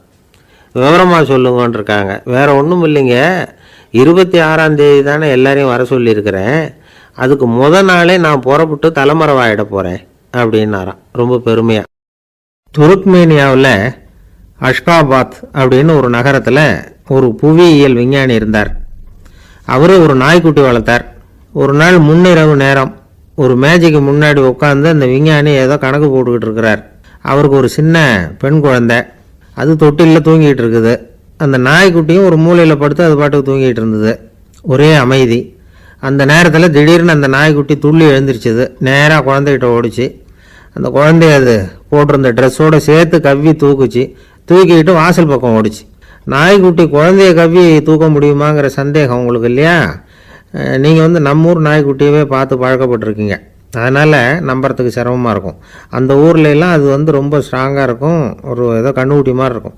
விஞ்ஞானி அதை பார்த்துட்டார். உடனே அந்த நாய்க்கு வெறி பிடிச்சிட்டுதுன்னு முடிவு பண்ணிவிட்டு தன்னோட கை துப்பாக்கியை எடுத்துக்கிட்டு ஓடி வந்தார். அவர் வெளியில் நாய்க்குட்டி எங்கே அப்படின்னு பார்த்து தேடுறார். அந்த நேரத்தில் அந்த வீடு இடிஞ்சு விழுது. காரணம் பூமி அதிர்ச்சி. இப்படி பூமி அதிர்ச்சி உண்டாக போகுதுங்கிறது அந்த நாய்க்குட்டிக்கு முன்னாடியே தெரிஞ்சு போச்சு. அதுதான் குழந்தைய தூக்கிட்டு வெளியில் ஓடி வந்திருக்குது. அது மூலமாக அந்த குடும்பத்தையே காப்பாற்றிருக்குது அந்த நாய்க்குட்டி. இந்த சம்பவம் நடக்கிறதுக்கு 3 நாளைக்கு முன்னாடியே சில பிராணிகளுக்கு இப்படி நடக்க போகுதுங்கிறது தெரிஞ்சிருக்குதான். ஆமாம், அந்த நகரத்தில் 3 நாளைக்கு முன்னாடியே பாம்பு, பல்லி இதெல்லாம் அது தங்கியிருந்த வலையை விட்டு வெளியில் ஓடி வந்துட்டுது. அதே மாதிரி அங்கே இருந்த புறாவெல்லாம் பறந்து போயிடுச்சான். இதே மாதிரி யுகோஸ்லோவியாவில் கூட ஒரு நகரம், அங்கே ஒரு நாள் ராத்திரி ஒரு மிருக காட்சி சாலையில் திடீர்னு ஒரு பெரிய கலவரம், கூச்சல், குழப்பம். அங்கே இருந்த கழுதை, புலி, யானை, பறவை எல்லாம் கண்ணாபின்னான்னு கத்த ஆரம்பிச்சுட்டுது. நீர் யானை அதுக்குன்னு போடப்பட்டிருந்த தடுப்பையே தாண்டி குதித்து வெளியில் வந்துட்டு தான். மறுநாள் தான் எல்லாருக்கும் விஷயம் புரிஞ்சுது. அடுத்த நாள் காலையில் அங்கே பூமி அதிர்ச்சி உண்டாயிட்டுது. இப்போ பாருங்கள், அதாவது மனுஷனை போய் தீர்க்க தரிசி அது இதுன்னு சொல்லிகிட்டு இருக்கிறோம், இவனை விட அது பரவாயில்லைன்னு தோணுது. அதாவது மிருகங்கள் ஒன்று நடக்க போகுதுங்கிறத முன்னாடியே புரிஞ்சுக்குதே. சரி, இதெல்லாம் எப்படி அது முன்கூட்டி புரிஞ்சுக்குது? அதுதான் படைப்பு ரகசியம். அதை கண்டுபிடிக்கிறதுக்கு தான் மனுஷன் ஆராய்ச்சி பண்ணிகிட்டு இருக்கிறான். விஞ்ஞானிகளோட ஆராய்ச்சியெல்லாம் ஒரு பக்கம் இருக்கட்டும், வீட்டுக்குள்ளேயே சில ஆராய்ச்சி பண்ணி பாருங்களேன். இப்போ சில யோசனை சொல்லி அதை சோதனை பண்ணி பாருங்க அப்படின்னு ஒருத்தர் சொன்னாராம். அதாவது இப்போ மழை வருமா வராதா அப்படின்னு தெரிஞ்சுக்கணுமா, உடனே ஒரு பூனைக்குட்டி பின்னாடியே மெதுவாக போய் அது என்ன செய்யுதுன்னு கவனித்து பார்க்கணும். பூனைக்குட்டி தன்னோட பாதத்தினால சுகத்தில் வந்து அப்படி கீறிக்கிட்டு இருக்கும். அப்படி கீறினா கண்டிப்பாக மழை வரும். சில சமயம் பூனைக்குட்டி அப்படி மல்லாந்து படுத்துக்கிட்டு பாதத்தை உயர தூக்கும், அப்படியும் இப்படியும் புரளும். இப்படி செஞ்சதுன்னா அன்னைக்கும் மழை இருக்காது. அதனால் முன்னாடி இருந்தது மழை வர்றதுக்கு அறிகுறி, இது மழை இல்லைங்கிறதுக்கு அறிகுறி. பறவைகள் பிராணிகள் இதுகளோட நடவடிக்கைகளை பார்த்துட்டு அதையெல்லாம் அடிப்படையாக வச்சு தான் காலநிலையை கண்டுபிடிக்கிற கருவிகளை கண்டுபிடிச்சிருக்கிறாங்க. வாத்து இருக்குல்ல, சில சமயம் தன்னோட அழகை தன்னோட இறகுகளில் அப்படியே புதைச்சிக்கும். அப்படி செஞ்சால் குளிர்காலம் வரப்போகுதுன்னு அர்த்தம். பருவநிலை குளிராக மாறப்போகுதுங்கிறதுக்கு இதுதான் அறிகுறி. சிட்டுக்குருவி இருக்குதுல்ல, அதெல்லாம் புழுதியில் உழுந்து புரளும், சிறகுகளை வந்து படபடன்னு அடிச்சுக்கும். அப்படி செஞ்சால் மழை வரப்போகுதுன்னு அர்த்தம். ஒன்று மட்டும் நாம் நல்லா தெரிஞ்சுக்கணும், இயற்கையின் சீற்றம்னு சொல்கிறோம் இல்லையா, இயற்கை ஏன் நம்ம மேலே கோவப்படுது? இயற்கையை நாம் அனுசரித்து போகிறதில்ல, அதனால் கோவப்படுது. காடுகளை அழிக்கப்படாது, விலங்குகளை கொல்லப்படாது, இயற்கை ஏற்படுத்தி வச்சிருக்கிற சமநிலையை கெடுக்கப்படாது. அதை புரிஞ்சுக்கிட்டு வாழ்ந்தோம்னா பூமியும் நடுங்காது, நாமளும் நடுங்க வேண்டிய அவசியம் இருக்காது. ஒருத்தர் இருந்தார், சாராய கடைக்கு போனாராம், நிறைய சாப்பிட்டார். அப்புறம் சொன்னார், இது ரொம்ப அற்புதமான சரக்கு போல இருக்கு, உள்ளே போன உடனே இந்த பூமியே நடுங்கிறது மாதிரி இருக்கு எனக்கு அப்படின்னாராம். இதுக்கு கடைக்காரர் சொல்லியிருக்கார், நீங்கள் சாப்பிட்டது வெறும் பச்சை தண்ணி தாங்க, இப்போ ஏற்பட்டிருக்கிறது நிஜம் பூமி அதிர்ச்சி அப்படின்னாராம். ஒரு ஊரில் ஒரு ராஜா இருந்தார். அந்த ராஜாவுக்கு ஒரு மந்திரி. ராஜா ரொம்ப நியாயமானவர், நேர்மையானவர், கண்டிப்பானவர். தப்பு செய்கிறது யாராக இருந்தாலும் தண்டனை கொடுப்பார். வேண்டியவங்களுக்கு ஒரு நியாயம், வேண்டாதவங்களுக்கு ஒரு நியாயங்கிறதெல்லாம் அவர்கிட்ட கிடையாது. ஒரு சமயம் அரசவையில் அந்த அமைச்சரே வந்து விதிமுறைகளுக்கு புறம்பா ஏதோ நடந்துக்கிட்டு இருக்கார். மன்னருக்கு கோபம் வந்துட்டுது. உடனே அந்த அமைச்சரை கிட்டத்தில் கூப்பிட்டு அவர் கன்னத்தில் ஓங்கி ஒரு அறை கொடுத்துட்டாராம். உடனே அந்த அமைச்சர் என்ன பண்ணார் தெரியுமா, நேராக போனார், அங்கே நின்றுக்கிட்டு இருந்த இன்னொருத்தர் கன்னத்தில் ஓங்கி அரைஞ்சார். அறை வாங்கினவர் திகைச்சு போயிட்டார். இவர் ஏன் நம்மளை வந்து அரைகிறார் அப்படின்னு யோசனை பண்ணார். மன்னரும் திகைச்சு போயிட்டார். நாம் இவர் அரைஞ்சா அதுக்காக இவர் போய் இன்னொருத்தர் அரையணுமா அப்படின்னு யோசனை பண்ணார். அவர் இவருக்கு என்ன பைத்தியமானு கூட நினைக்க ஆரம்பிச்சுட்டார். ஆனால் என்ன ஆச்சுன்னா, அப்புறம் அமைச்சர் அவர் கவனிச்சுக்கிட்டு இருந்தாரா, அவர் இன்னொருத்தர் அரைஞ்சார் இல்லையா, அந்த அறை வாங்கின ஆசாமியை பார்த்து கத்திக்கிட்டு இருந்தார். யார்? அமைச்சர். ஏன்பா என்கிட்ட அறையை வாங்கிக்கிட்டு இப்படி விவரம் இல்லாமல் நின்றுட்டு இருக்கிறிய, நான் உனக்கு கொடுத்ததை நீ வேற யாருக்கிட்டையாவது கொடுத்துரு அப்படின்னார். உடனே அந்த ஆள் பார்த்தான், தனக்கு அடுத்தபடியாக நின்றுக்கிட்டு இருந்தவனை ஓங்கி ஒரு அறை அரைஞ்சான். அவன் கண்ணத்தை தடவிட்டே யோசனை பண்ணான். இது ஏதோ புரிஞ்சுக்கிட்ட மாதிரி அடுத்தாப்பில் நின்றுக்கிட்டு இருந்தவனை அரைஞ்சான். இப்படி இந்த அறை வந்து மாறி மாறி போய்கிட்டே இருக்குது. ஊர் பூரா பிரயாணம் பண்ண ஆரம்பிச்சுட்டுது. அன்னைக்கு ராத்திரி அந்த ராஜா படுக்கிறதுக்காக போனார். அந்த நேரம் பார்த்து அவர் கன்னத்தில் பலார்னு ஒரு அறை விழுந்தது. நம்மளே அரையிறது யாரு அப்படின்னு அதிர்ச்சியோட மன்னர் திரும்பி பார்க்குறாரு. அரைஞ்சது அவரோட மனைவி. என்னாச்சு உனக்குன்னு கத்துனார் ராஜா. உங்களுக்கு தெரியாதா, ஊர் பூரா ஒருத்தர் மாற்றி ஒருத்தர் மூலமாக இந்த அறை வந்து பிரயாணம் பண்ணிட்டு வருது அப்படின்னாங்க அந்த அம்மா. அப்படின்னா ஆரம்பித்த இடத்துக்கே வந்துட்டுதா அப்படின்னாராம் மன்னர். என்ன சொல்கிறீங்கன்னு கேட்டிருக்காங்க. இவர் விவரத்தை சொன்னாராம். அப்படின்னா நீங்கள் ஆரம்பித்து வச்ச இந்த விளையாட்டை நான் முடிச்சு வச்சுட்டேன் அப்படின்னாங்களாம் அந்த அம்மா. மறுநாள் காலை மறுபடியும் அரசவை கூடிச்சு அந்த அமைச்சர் மன்னரை பார்த்து கேட்டார், என்ன மகாராஜா, என்கிட்ட கொடுத்ததை திருப்பி வாங்கிட்டீங்களா அப்படின்னாராம். இப்படி நடக்கும்னு நான் எதிர்பார்க்கவே இல்லைன்னார் மன்னர். ஆனால் நான் எதிர்பார்த்தேன், அது எங்கே போயிட போகுது, ஊர் பூரா சுற்றி கடைசியில் உங்ககிட்ட தான் வந்து சேரும் அப்படிங்கிறது எனக்கு தெரியும் அப்படின்னாராம் அமைச்சர். இந்த கதை வந்து வேடிக்கையாக இருந்தால் கூட இதில் உள்ள கருத்து முக்கியமானது. இந்த உலகத்தில் பல கருத்துக்கள் இப்படி தான் மாறி மாறி சுற்றி வந்துக்கிட்டே இருக்குது. நம்மளும் ஒருத்தன் தன்னுடைய நண்பன் ஒருத்தனை கடத்தெருவில் பார்த்தான். உடனே ஓடி போய் பலார்னு ஒரு அறை கொடுத்தானா. அவன் கண்ணத்தை தடவிட்டு ஏன்டா என்ன அரைஞ்சேன்னு கேட்டிருக்கான்.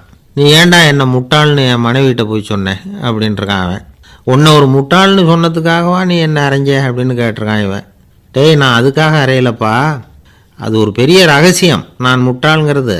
அந்த ரகசியத்தை நீ வந்து ஏன் எங்கள் வீட்டில் போய் சொன்னேன், அதுக்காக தான் அரைஞ்சேன் அப்படின்னு நானும் அவன். பக்தின்னு சொல்கிறோம் இல்லையா, அது வந்து 3 வகைப்படும் அப்படிங்கிறார் ஒரு பெரியவர். அது என்ன 3 வகைன்னா, தெய்வ பக்தி, அடியார்கள் பக்தி, குரு பக்தி. அடியார் பக்தியை விட தெய்வ பக்தியை விட குரு பக்தி தான் ரொம்பவும் சிறந்ததுங்கிறார் அவர். தெய்வத்துக்கிட்ட செஞ்ச பாவம் குருநாதர்கிட்ட தீர்ந்துருமா, குருநாதர்கிட்ட செஞ்ச பாவம் தெய்வத்துக்கிட்ட போனாலும் தீராதான்.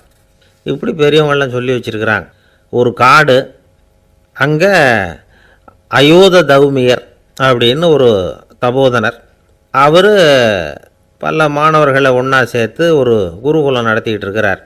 பல தரப்பட்டவங்க, பல திறப்பட்டவங்க, மாணவர்கள் அதில் சேர்ந்து படிச்சுக்கிட்டு இருக்கிறாங்க. பாஞ்சால ராஜகுமாரன் ஒருத்தனும் அந்த குருகுலத்தில் சேர்ந்து படிச்சுக்கிட்டு இருக்கிறான். அவன் பேர் ஆருணி.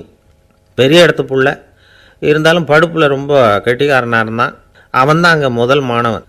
ஒரு நாள் குருநாதர் அந்த அரசகுமாரனை கூப்பிட்டார். நம்ம குருகுலத்துக்கு சொந்தமான வயலில் தண்ணீர் பெருகி வெள்ளம் வந்து பயிரை வந்து அழிக்குதான், அதனால் நீ போய் மடையை அடைச்சிட்டு வந்துடும் அப்படின்னார். அந்த அரசகுமாரன் உடனே புறப்பட்டான். குருநாதர் சொல்லிட்டார்ல, உடனே புறப்பட்டான். நான் பெரிய இடத்து பிள்ளையாச்சே, ராஜகுமாரனாச்சே, ரொம்ப செல்வாக்கூட வளர்ந்தவனாச்சே, நான் போய் வயலில் இறங்கி வேலை செய்கிறதா அப்படின்னுலாம் அவன் நினைக்கல. குருநாதர் கட்டளையை நிறைவேற்ற வேண்டியது நம்ம கடமை அப்படின்னு நினச்சான்.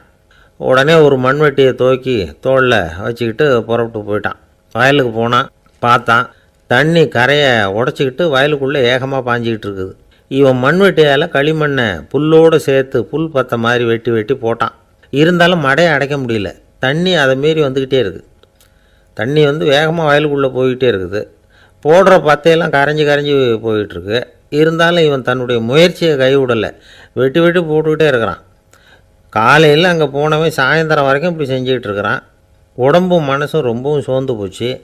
இருந்தாலும் குருநாதர் இட்ட கட்டளையை நிறைவேற்றாமல் இருக்கிறோமேங்கிற ஒரு குறை அவனுக்கு இருக்குது. குரு கட்டளையை நிறைவேற்றாத நான் வந்து இன்னமும் இருக்கணுமா அப்படின்னு யோசனை பண்ண ஆரம்பிச்சிட்டான். என்ன செய்யலாம்னு பார்த்தான்.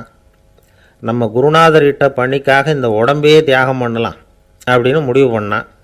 தண்ணி பாயுதில் அதுக்கு குறுக்க விழுந்து அப்படியே மடையை அடைச்சிக்கிட்டு அப்படியே படுத்துட்டான். இது மற்றவங்களுக்கு தெரியாது. அன்னைக்கு ராத்திரி ஒரு விளக்கு முன்னாடி உட்காந்து குருநாதர் பிள்ளைங்களுக்கு பாடம் சொல்லி கொடுத்துக்கிட்டு இருக்கிறார். வரிசையில் இருக்கக்கூடிய ராஜகுமாரனை காணலை. நம்ம ஆருணி எங்கே போனா அப்படின்னு சொல்லி மற்ற மாணவர்களை விசாரித்தார். இப்போ அவங்க சொன்னாங்க, சுவாமி அவன் காலையில் வயலுக்கு வந்து மடையை அடைக்கிறதுக்காக போனான், நீங்கள் தான் போக சொன்னீங்க, இன்னும் திரும்பி வரல அப்படின்னு அவர் பையன். குருநாதர் உடனே ஒரு தீவெட்டி எடுத்துக்கிட்டு மாணவர்களை அழைச்சிக்கிட்டு வயலுக்கு போனார். அங்கே போய் பார்த்தா ஆளை காணும். ஆருணி ஆருணின்னு சொல்லி சத்தம் போட்டு கூப்பிட்டு பார்க்குறார். நான் இங்கே இருக்கேன் குருநாதா அப்படின்னு காலுக்கு அடியிலேருந்து ஒரு சத்தம் வருது. குனிஞ்சு பார்த்தா அவன் மடையில் படுத்துருக்குறான். என்னப்பா இதுன்னார். காலையிலேருந்து இந்த மடையை அடைச்சி பார்த்தேன் சுவாமி, முடியல, அதனால் இப்படி குறுக்க படுத்துட்டேன். என்னை தாண்டறதுக்கு பயந்து போய் தண்ணியே தேங்கி நின்றுட்டுது அப்படின்னா.